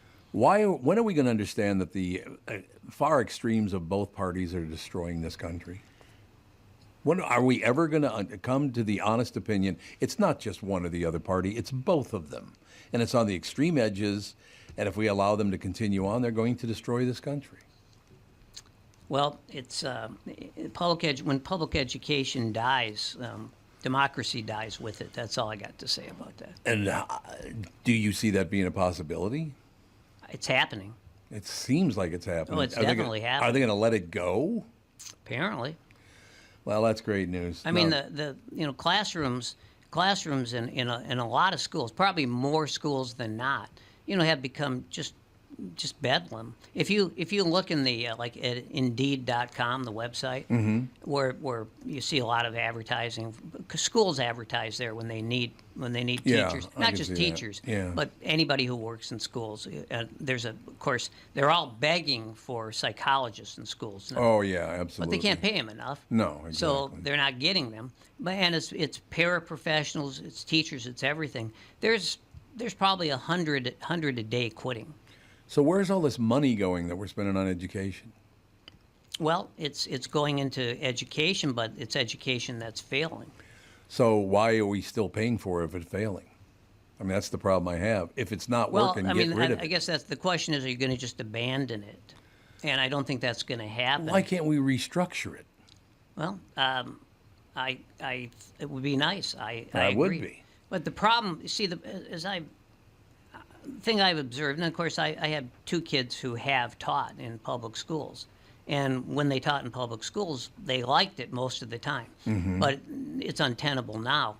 The point is, if you look at things that are going wrong in public schools, and you say, well, what's going wrong? Well, actually, everything's going wrong, and that's because everything's going wrong. Period. In other words, schools simply reflect the fact that everything is going wrong. When are we going to wake up? Probably when it's too late.